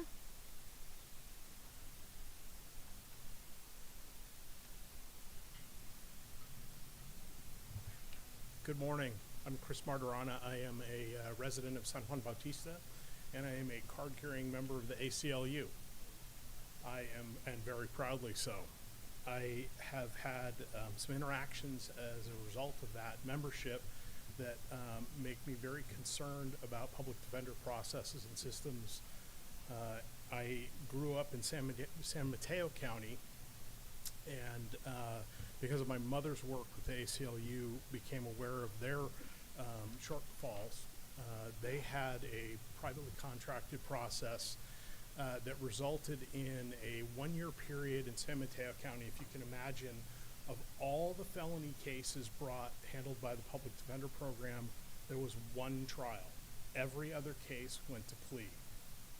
That's a frightening statistic the process, the program that was implemented there had absolutely no oversight, had no statistical reporting, and the contractors resisted any sort of reporting. It resulted in other counties, as an example, if you got a DUI in San Mateo County and then got a second DUI in Santa Clara County, the Santa Clara County prosecutors would ask the judge to set aside the previous conviction because it was so suspect. So, with that cautionary note, I would just say to you that you are protecting the most vulnerable in our community by creating this, whatever program you come up with. So it is very, very important that you guys are advocates for them. And I would say there's 3 goals: transparency, independent oversight, and a very robust statistical collection and review. Without that statistical review, without that statistical collection, there's no way to judge the results of what you've contracted. Thank you very much. Thank you for your comments. Next in chambers, Elias Salinas.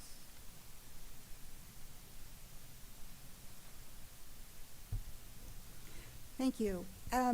So we need to find a solution, and this is a temporary solution. I know the name Mr. Dampcar. I don't know him personally, but I know that he has been doing this work as well. He's on the list. This has been going on for decades. This is nothing new. The contract or the letter that he proposed is about $600,000, but there's no mention of an investigator in that. So where's the cost going to be on that? It's $250,000 for himself, $200,000 for another attorney, but he himself just a few minutes ago stated that it takes more than 2 attorneys. So, the $600,000 is only for 2 attorneys and $100,000 for an office manager and $80,000 for a secretary.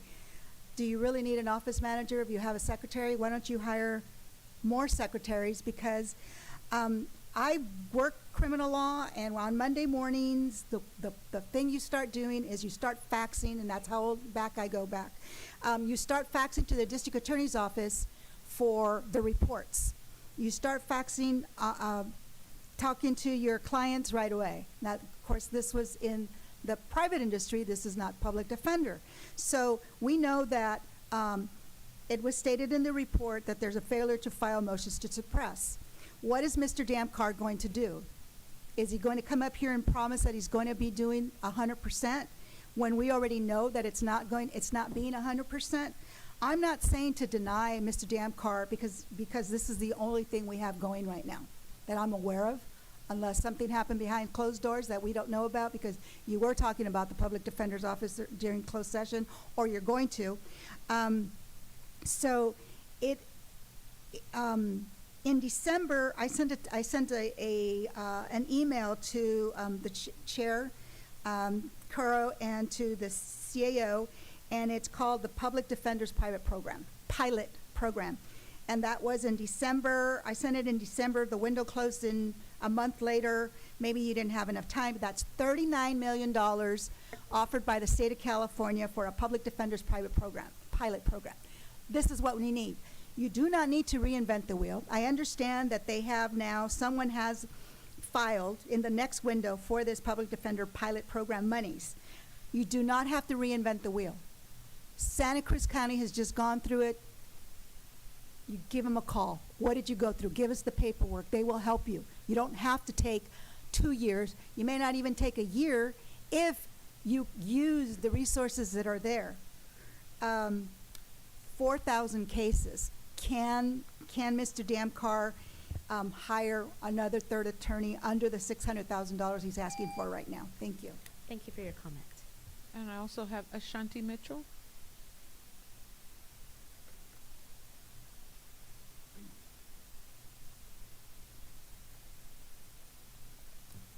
Good morning, supervisors. My name is Ashanti Mitchell. I'm the primary author of the Office of the State Public Defender report. While I recognize the immediate need for indigent services with the expiration of the current contract, I encourage you to keep the goal of establishing an institutional public defender's office at the forefront of your decision making. The people and taxpayers of San Benito County deserve a system that ensures transparency, and accountability. As referenced in the report, research has shown that institutional public defender systems provide a county with multiple advantages. Most importantly, an institutional public defender office allows the county to ensure that attorneys are trained and supervised, that caseloads are controlled, and that its attorneys are devoting full time to public defender cases, that spending of county funds can be tracked, and that every dollar is spent on the provision of services, and that when constituents report problems with the system, there is a county employee who must be responsive. OSPD is available to support the county in developing a transition plan. We have the capacity now as part of our MOU with San Benito County, and I can't speak for our capacity in a year from now or 2 years from now. I hope the county, San Benito County, continues to take steps towards improving indigent defense, and I hope the county adds this as an agenda item at an April meeting so that OSPD can continue to work with you all to improve indigent defense in San Benito County. Thank you. Thank you for your comment. I have no further public comment. Okay, bringing it back to the board. Supervisor Gonzalez. First of all, I'd like to say thank you for all of you who gave your public comments this morning. They're all spot on. It's exactly what the county is trying to do, is achieve a goal where every person in the community has equal, fair representation in a court of law. I know that there has been some disparaging remarks about Mr. Damkar previously, but I just want to say I trust the man. I know him personally, I know his work ethics, I know his professional ability, and I trust him. And of all people in the community, for us to be able to go to him, to start the public defender's office, I have my 100% conviction and faith that he will do what we need for the community. And so let's just go ahead and put that off the table. There's no doubt in my heart, in my mind, that he's going to provide the services that we need. But I have been fighting this fight for over 5 years. Granted, I've only been sitting here for 4 years, but I have been fighting it since I was supervisor-elect. And so I've been fighting this fight, and this is a dream come true for me, because I went to law school because of the way justice was doled out in this system, in this community. And I think this is going to be the answer to the prayer, just the start. It's not the end product, it's just the start. And I am going to be an advocate to make sure the county follows its promise of opening up a public defender's office for the county under the full auspice of the County of San Benito, similar to the DA's office. You have my commitment. Whether I'm sitting in this chair or not, I will continue to be an advocate for that. I have friends, family that have had the unhappy experience of dealing with the public defender. And the last meeting I said that if you dealt with the public defender, it wasn't if you're going to do time, it's just a matter of how much time you're going to do. And so I fully understand what you guys are all saying. And again, you have my commitment as a supervisor now and as a constituent in the community, a resident of the community, that I will not let the county fail us again. As I said, I went to law school specifically because of this, what was happening for decades. As someone said, decades and decades. It's been something that we haven't done. And Santa Cruz County went ahead and did exactly what we were trying to do. So as you all suggested, there's a model for us to follow, find out what the pitfalls were, what the successes were, and make sure we can emulate it. And I don't think it's going to be able to be accomplished in a year. So remember, as you just heard us, the wheels of justice, the wheels of government move very, very slowly, and we want to get it right. But I promise my firm commitment to make sure that this comes to fruition. Because as I said, this is something that's really deep in my heart. It's ingrained in who I am. I'm a Libra by nature, and so you all know about the balance of justice, right? And so I'm committed to this. In terms of the specifics of Mr. Damkar, I don't want to lowball him and not give him the ability to do what he needs to do in his department. I think the county owes it to him. The community, we owe it to the community to give him the funding that he needs. So I'm not gonna try to whittle down anything that he's proposing, but I fully support his efforts. And as I said, he has my full faith that this is going to be what the community needs. And is he going to get it right all the time? Maybe not, because staffing-wise, I know money is an object, and staffing, he may not have all of that he's going to need.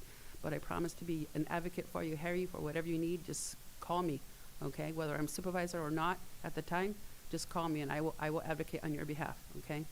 All right, that's it. Thank you. Any comments, Supervisor Cosmicki? Yes, thanks. First off, I want to thank Ashanti Mitchell. You know, I didn't get a chance to email me late in the week. I didn't get a chance to get back. Apologize for that. But certainly I think the work that has been done from the state Public Defender's Office and Ashanti in particular is admirable, and years from now, I think we'll be looking back on the work from Ashanti, Eckham, and Harry stepping in as really heroic work that's been done. So thank you so much for that. We do have to start the process for a permanent solution. I agree with that as well. So this, to me, we're ironing out the details with the contract with Mr. Damkar now. I think we're headed in the right direction, but I agree with Supervisor Gonzalez in the sense that this really needs to be, what we're doing today is really one small step forward. It's a temporary solution toward, taking 10 much bigger steps forward in developing a permanent solution here in the near future. If 1 year was possible, if 1 month was possible, I would certainly advocate for that. We just have to work within the confines of what's realistic, and I do believe that this board sees this as a priority. No matter what your priorities are on the board, when the year starts or when your term starts, things inevitably change, and this has risen right to the top of the list in my opinion, so we need to treat it as such.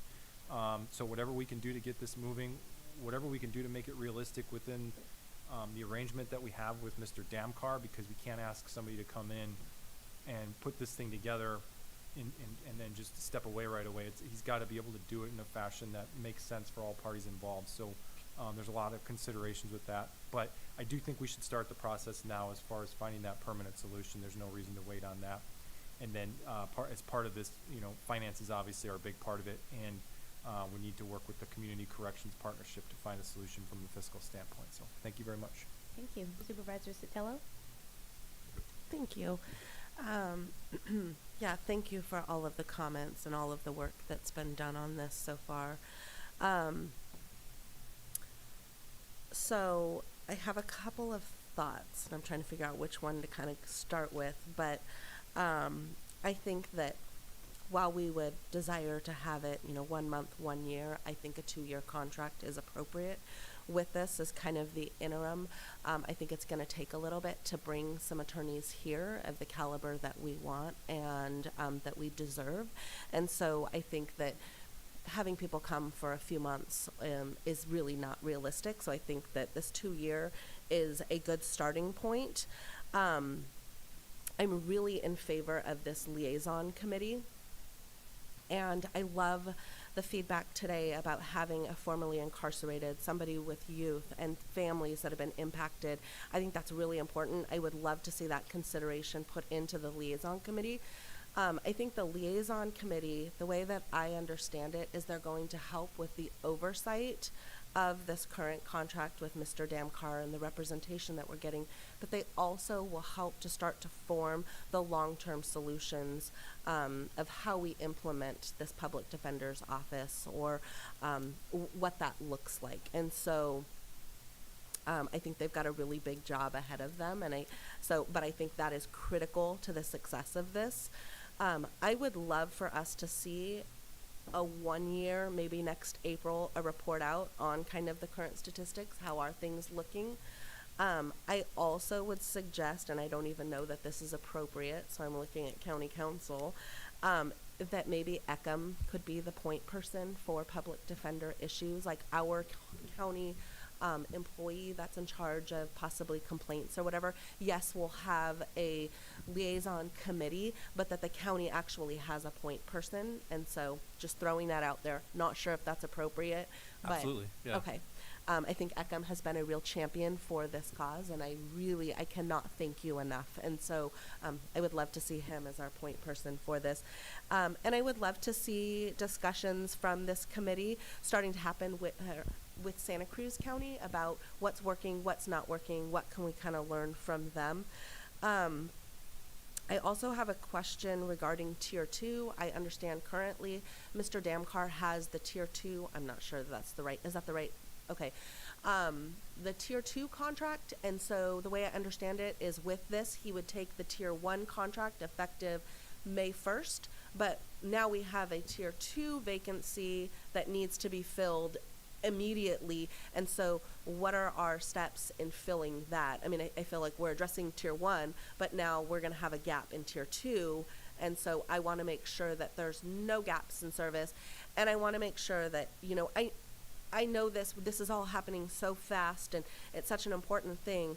I also don't want to delay in any of this because I don't want the people that need these services to be missing out at all and to be impacted or affected by this. And so I think we have an obligation. This may not be the ultimate solution. I think there's a commitment from this board to continue working on this issue to find that long-term solution, but I want to be very careful about that and make sure that we find something that really works for this community, and being very inclusive, making sure that we have formerly incarcerated youth that are involved with the system, families, because this is a huge impact. And so those are just a couple of my comments that I would love to see considered as part of this bigger package.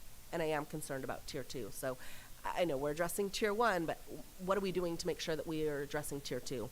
No, understood. We need to address Tier 2 as well. So Okay, so will that be possibly coming back to us then relatively soon, right? Yeah, correct. Yeah, I mean, you can't put the cart before the horse. We have to establish a Tier 1, and assuming that was Damcar, then yes, we would have to fill Tier 2. Okay, all right, thank you. Those are all my comments. Thank you so much. Supervisor Zanger, any comments? Yeah, I mean, of course, I agree with the previous speakers. I don't need to repeat everything. And I do like the idea of the report out next year, the statistical report out. I think that's great.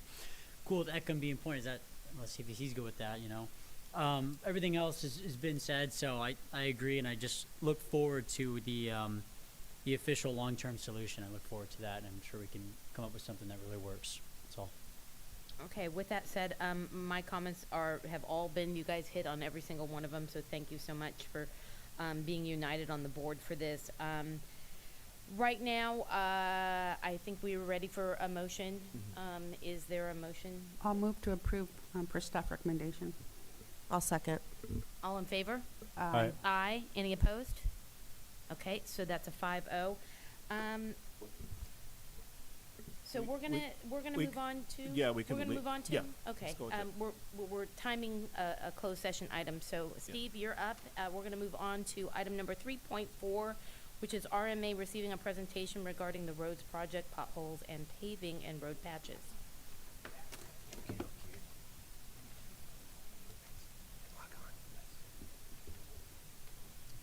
Just 'cause you're fast and hard.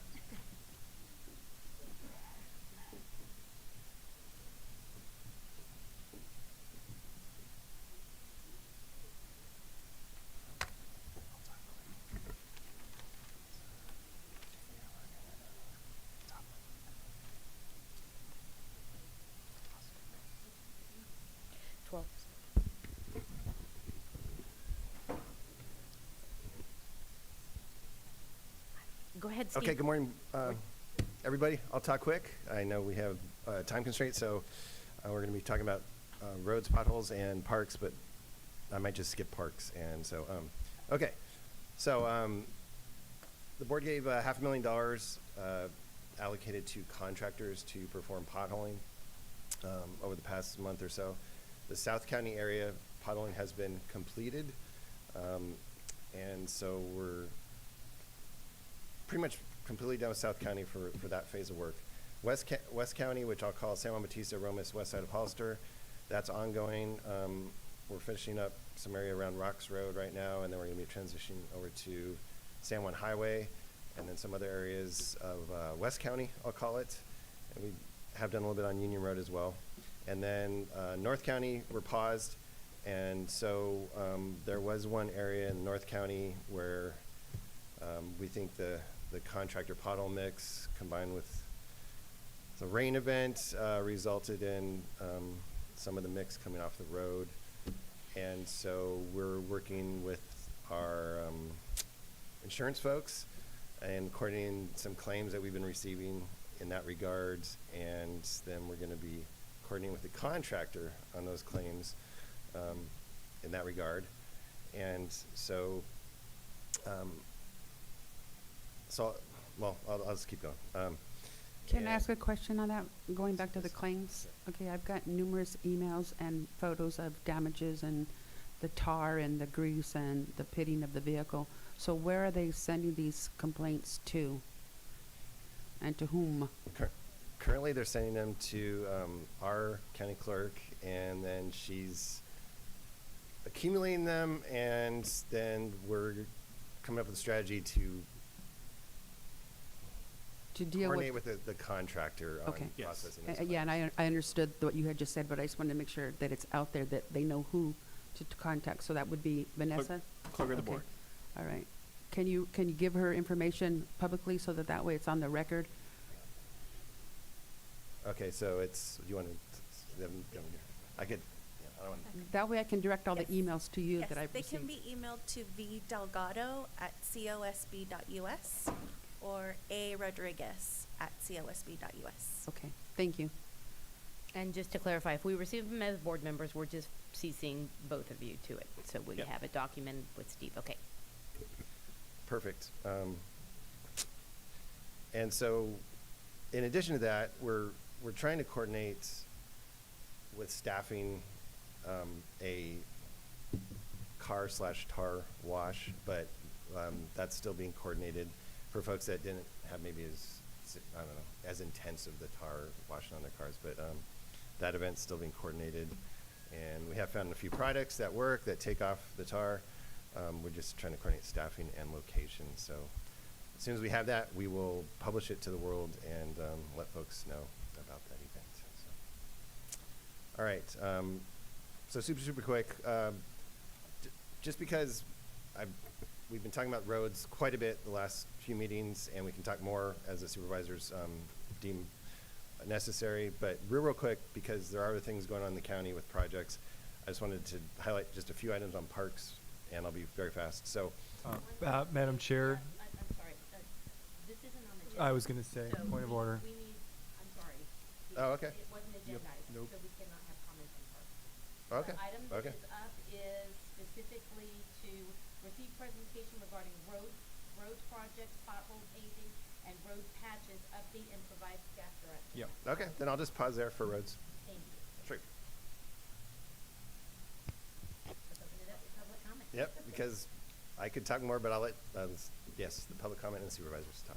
If you'd like to make a comment in chambers, please provide a speaker card, and on Zoom, please press *9 or the raised hand icon. And I have no public comment. Okay, bringing it back to the board, can we get any comments or questions from the board members? Yeah, Madam Chair, I can go. Supervisor Kosmicki. So I've gotten complaints about Cole Road as well in Aromas. I don't know if it was the same contractor, but I know the rains were untimely in some senses here, but I've gotten some complaints about just some real kind of nasty stuff out there as well.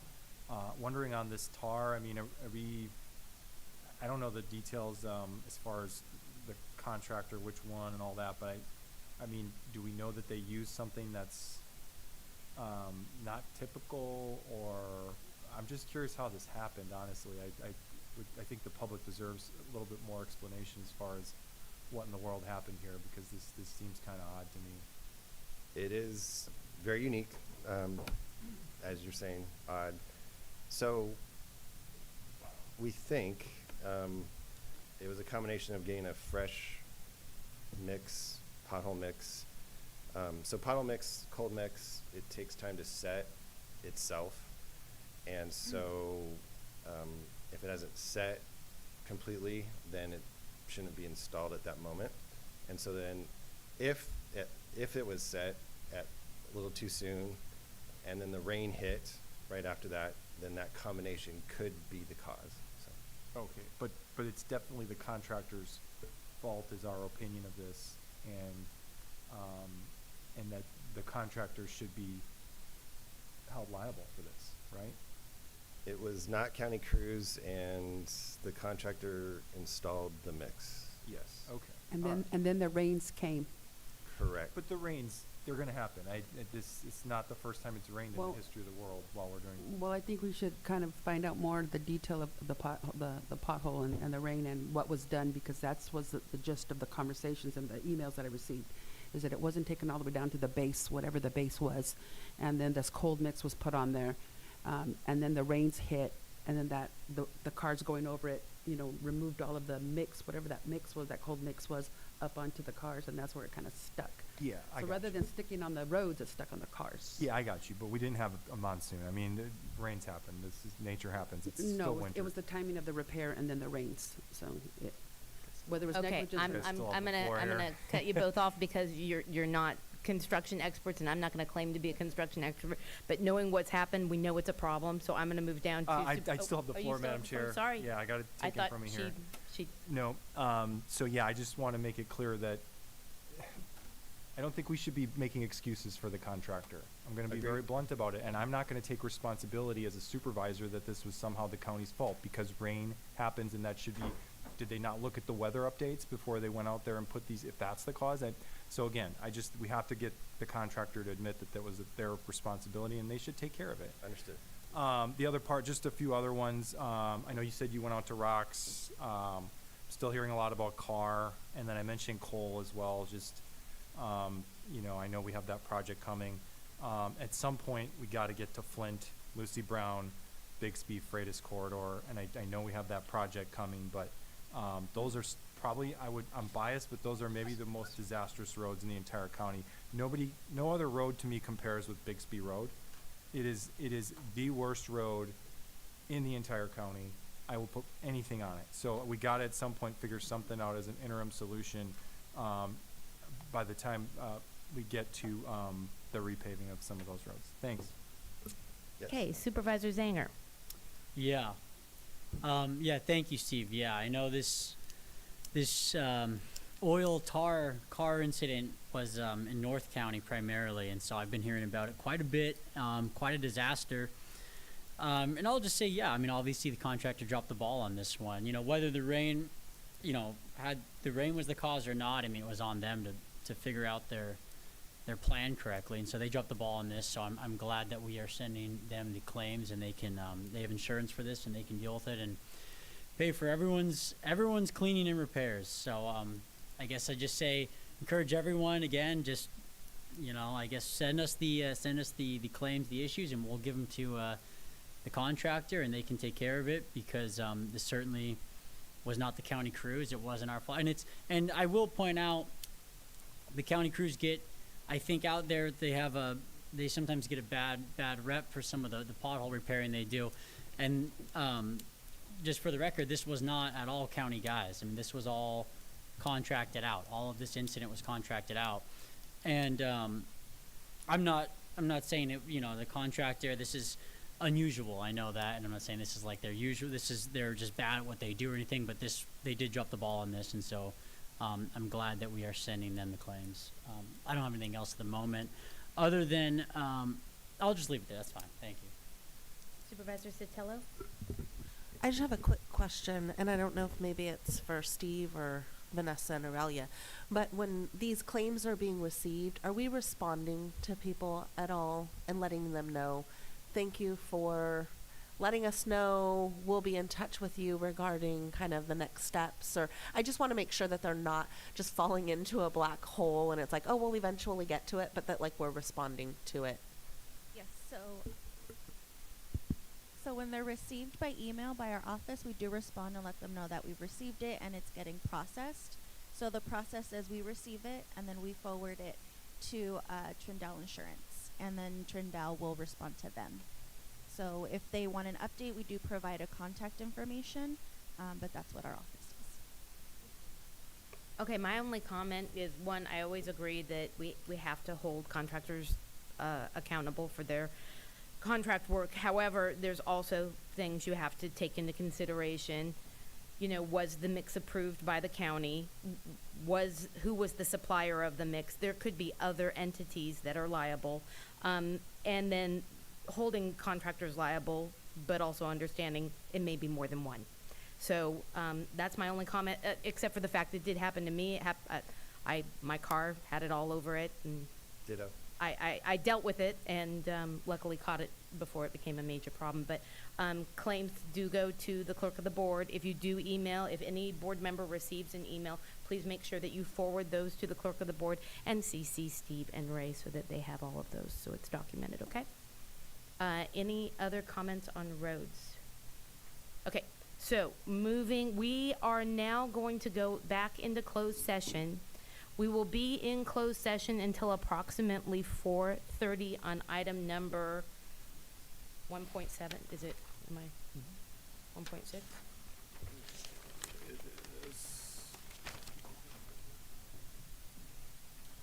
I didn't get the schedule until right now. 1.7 Yeah. is, and we should be out Yes. right after 4, after the department, Yeah. the board deliberates. And then we'll be back to complete closed session. Consent. Sorry, I see I flipped it. Consent, thank you. So do we already did public comment for closed session, so we don't have to open it Yeah, again? we're good. Okay, so we're gonna recess until around 4:15, 4:30, right around there? Yeah, around 4. Unless we're able to get through them faster. Yeah. Okay.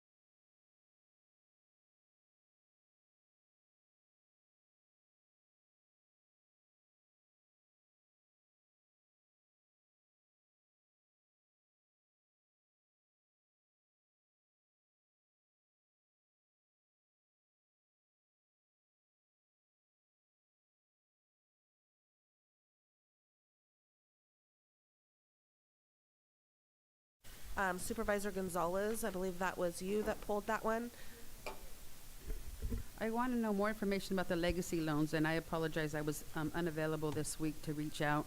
So can you just, for the public, kind of explain what the legacy loans are, and why are we looking at forgiveness, and how is that going to impact our budget?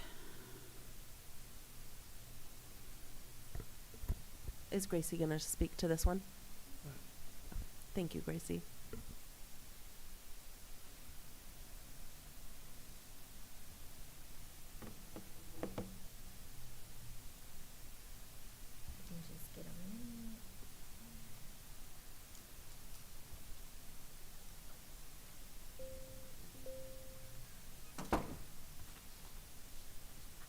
Thank you, Lisa.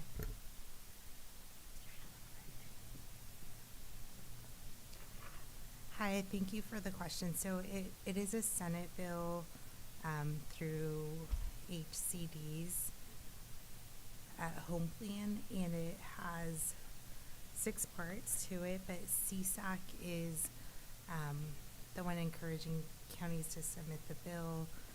As far as those specific questions, I don't think it would impact the county's general fund, but I'd have to get back to you on that. But in terms of what exactly are the legacy loans, if you had to sell me on what a legacy loan is, can you explain that to me? Yeah, so in the 1980s and 1990s, this program was created to extend affordable housing across the state. This program offers public housing providers, housing agencies, a striking balance between funding and rent charges, and the housing and agencies on these properties would remain affordable. So it was created as an avenue to create affordable housing back in the 1980s and 1990s, and a lot of these loans are coming due. So in order to continue to provide the programs, the agencies would essentially not have to repay the loan. Okay, and what's the value of each of the loans? Is it a set amount or is it a individual amount? I don't have the ones for our county, so I'm not sure. I'd have to. Okay, well, I can't support that if I don't have any details to explain it. And so I'd have to be a no on this if I don't get more details, and I apologize, but when my ex-husband and I in the 80s we built our own self-help home, I know that there was a loan against the house and there was a stipend that was given, and if we retained ownership of the property for 30 years, then the loan wouldn't have to be paid back. And I'm assuming that that's kind of what this is, but the explanation that you gave me wasn't enough to convince me that I want to forgive any loans yet. I might be swayed if I had more facts, but I can't support it just with the explanation that you gave me. Understood. Based on this item, and you pulling it, there's not a time sensitivity on the approval of this? There is, CSAC requested counties to submit support by Tuesday, March 12th, so, yeah. Oh, so it is time sensitive. It is Okay. time sensitive. Is there any other comments from board members? No comments? Okay, I reviewed it from the CSAC visit to Sacramento. I'm in support of it, but I don't have the experience of Supervisor Gonzalez of what they're proposing. CSAC is very much supportive of this, and based on the information I received, I have no problem moving it forward, and we'll make a motion to move it forward. Is there a second? I'll second. All in favor? Aye. Aye. And opposed? No. No. So that's a 4-1 with Gonzalez opposing. Okay, we're going to move on to 2.4. So for this item, we would amend the 2 contracts we have for our hospital consultants, and this would increase each contract. We do have 2 that are outstanding by $50,000. So we would add a total of $100,000 for both, but $50,000 each. And it would delegate authority to our CEO to execute the amendments to them. And the reason I pulled this is there's been great discussion within the community and then at the various ad hocs of how much the county has invested already in our attempt to save the hospital. And I feel like that our attempt to save the hospital, though it's costing us a significant amount of money, it's not being appreciative of by certain entities, and I'll leave those entities nameless. But I just want to make sure that the public knows how much we are in, at this point, in a total expenditure for the hospital, Ray. So how much exactly has the county expended in our attempt to save the hospital? Approximately $500,000 with increased cost. And in order to continue to move forward, this is really vital for us to actually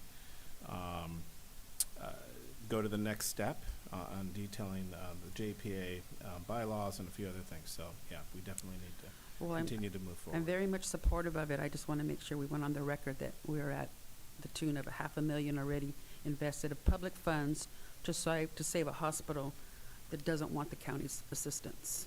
But I move to approve this item 2.4. I'll second. All in favor? Aye. Aye. Any opposed? 5-0. Okay, we're going to move on to 2.10. Supervisor. Oh, Dom, sorry, I was going in order of supervisors. 7, 8, and 10. Thank you.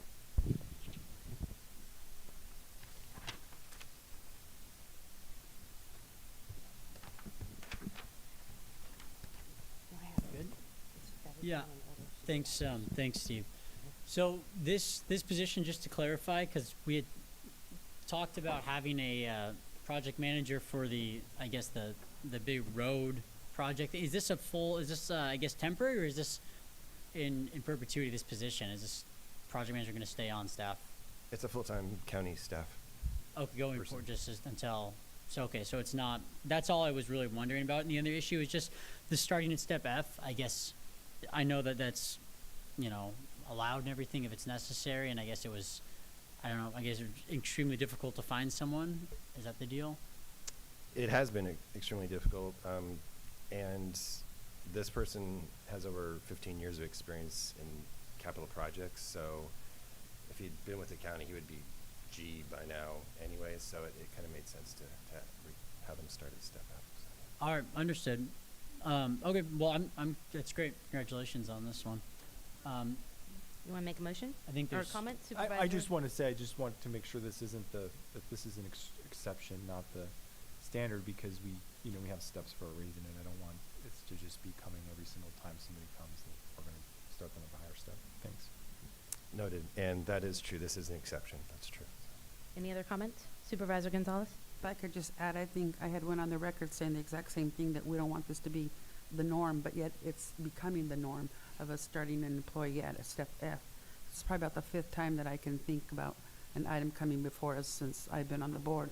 And though while I don't begrudge the county to do that, we're just stepping outside of the norm and giving the step F starting position is starting to become the norm, though we're trying to say it's not.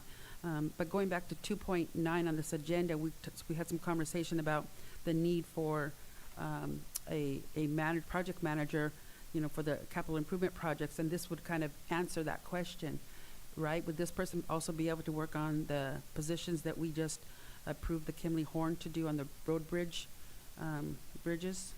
So this person will help with both buildings and roads, yes. So they will help manage our projects. Kinley Horn's the design consultant folks, so they'll design it, and when we're building it, our project manager folks and our team will manage the projects. So this person will help with managing the projects, yep.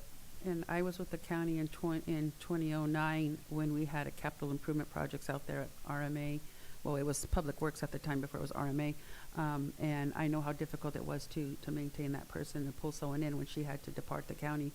And so, yeah, I would approve of this, contrary to what I just said. But I know the need that we have. Yeah, okay. So that's it. Okay.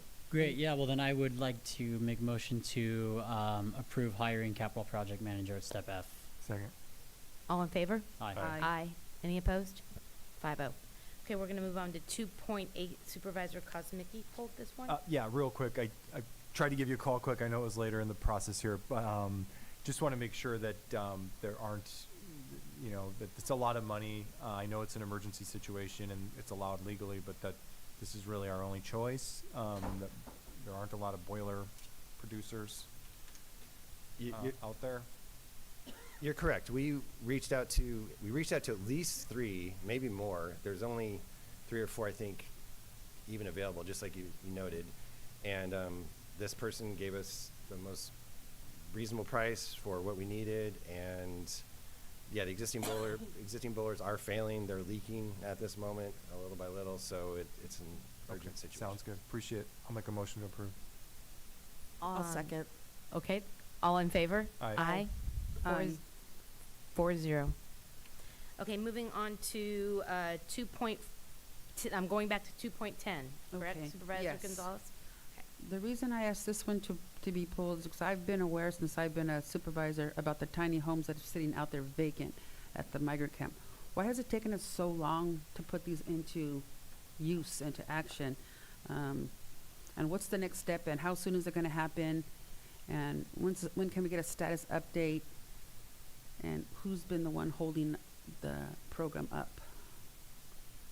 So there's 2 phases, and this item's for phase 2, which we're trying to start with new grant, new money. Phase 1, which is the first 5 homes up top, that absolutely has taken time. It was a design build process. We used, per the original design of the project, we used sort of a training program where both inmates and youth would actually help construct the homes. And so that training program took a while to complete, and so we are really, really close to having the first 5 homes finished. They won't be occupied until we finish the next 11, so they'll occupy the whole site at the same time because we don't want folks living there while the contractor's working on the next 11 homes. But does that kind of answer the question?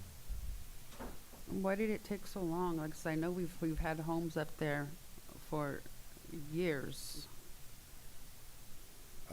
Well, maybe a year, yes, or more. And it's been a process to get them inspected. We had a construction management team that was told to stop, so to speak. And so then the county had to take over construction management. And again, the homes took a while to build, and they came in pieces, and we've been putting the pieces together as they come on the site. So, And to whom will they be who will they house? Sorry, poorly stated question, but who will be using these houses? So it's my understanding that it's for transitional housing. I think currently that the folks that inhabit the homes they're supposed to be there for a year or less, but that's a little bit beyond my realm. It's probably HHSA question. So, but I think they're considered transitional housing. Okay, and I'm familiar with the transitional housing facility that we have already in working. Okay, now earlier one of the speakers, and I'm gonna put it on Elia, but anyway, she had mentioned something about being able to get tiny homes for under 15,000. Have we been talking to her contacts? Because I know she and I offline have been talking about tiny home project, and a resident of San Juan Bautista has the ability to bring homes to San Benito County if we work with them. Again, public-private partnerships. But 2.6 million would buy us a lot of homes. And so, are we talking outside of these contracts? So the county owns property off of Chappelle Road, which is near the intersection of San Felipe and Highway 25. I think we would absolutely explore that option for that location. The 15,000, the small units are a little bit different, but we'd be open for sure in future projects to explore all those opportunities for private partner, public partner, partnerships, private-public partnerships. So. Okay. So let's talk offline, Elia, okay? All right. I'm reluctant, but I will move to approve the 2.6 million to the R3 vendor. Second. All in favor? Aye. Aye. Aye. Any opposed? 5-0. So now we're moving to 2.14. Okay.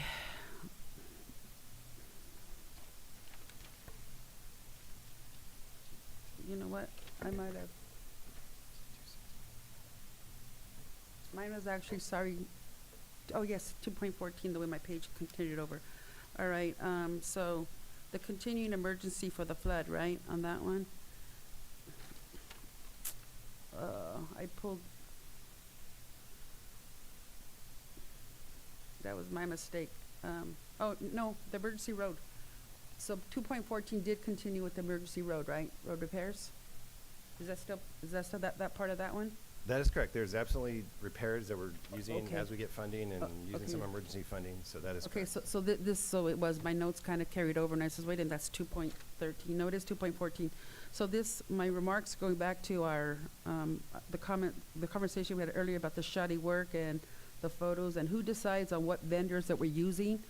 Who makes those decisions? Public Works, myself, and our team. Okay. Is there any kind of input from the board for us to be able to help you make those decisions in a more, I don't know, fair manner? Well, when we go through the bid process, so these are emergency repairs. As we go through the bid process, the board is involved with issuing bids out to the public and approving bids from the contractors. So you are involved with both steps of those processes. Well, I'm not trying to make any accusations about to whom you're contracting with, but like I said, I had received the numerous emails regarding the shoddy work and the tar and the oil and so forth. But I just have to go back to how we're making these decisions on who we're contracting with. I mean, I know that I've been, you know, on this, my soapbox of contracting with local contractors, and so I'm kind of being disingenuous with my previous comments. But I just want to make sure whoever we're pulling on board, that they are credible, and to make sure that we're not only including the local contractors, but whoever we're choosing, that their work is at a level that where county contracts need to be. And like I said, the emails and the conversations I've had regarding the oil tar and so forth, I had to question, well, who did the work and who chose that individual and what was the process? Because we as supervisors are the one with egg on our face. We may not have tar in our car, but we have egg on our face. And so I question the decision-making process. Noted, and Public Works has egg and tar on our face as well. But the same contractor did the same exact procedure for us about 3 years ago, and there was no problem whatsoever. So I don't want to comment on the current process, but there was 0 issues on the exact same process with the exact same contractor about 3 years ago. So I'll just leave it at that. Okay. So it could have been the rain, as it was remarked to me, the timing of the rain and the job. But, okay, well then I will pull my withdrawal out and go ahead and move to approve item 2.14. Second. All in favor? Aye. Aye. Any opposed? 5-0. Okay, we're gonna try and really quickly do the last one, which is 2.16. That's mine again too, sorry. Okay, the reason I asked about this is, didn't we already address this issue with the truck? And you decided that you didn't need the truck? Or is that a faulty memory of mine? The issue was brought up, this agenda item was brought up before. The request was to get 3 quotes and make sure that the lowest quote was implemented, and so we did that, and the lowest quote for the truck is now implemented. So. Okay. Well, okay, then that takes care of that. So move to approve 2.16. Second. All in favor? Aye. Any opposed? Okay, that's 5-0.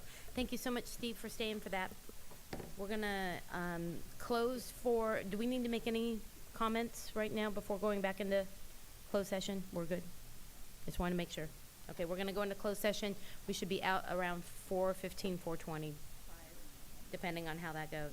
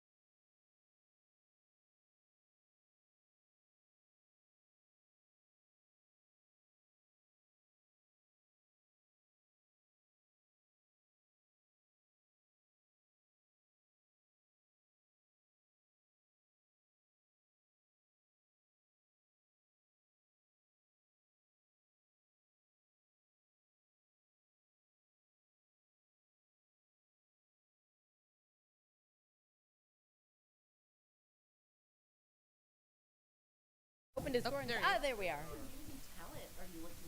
Okay, we're coming back from closed session.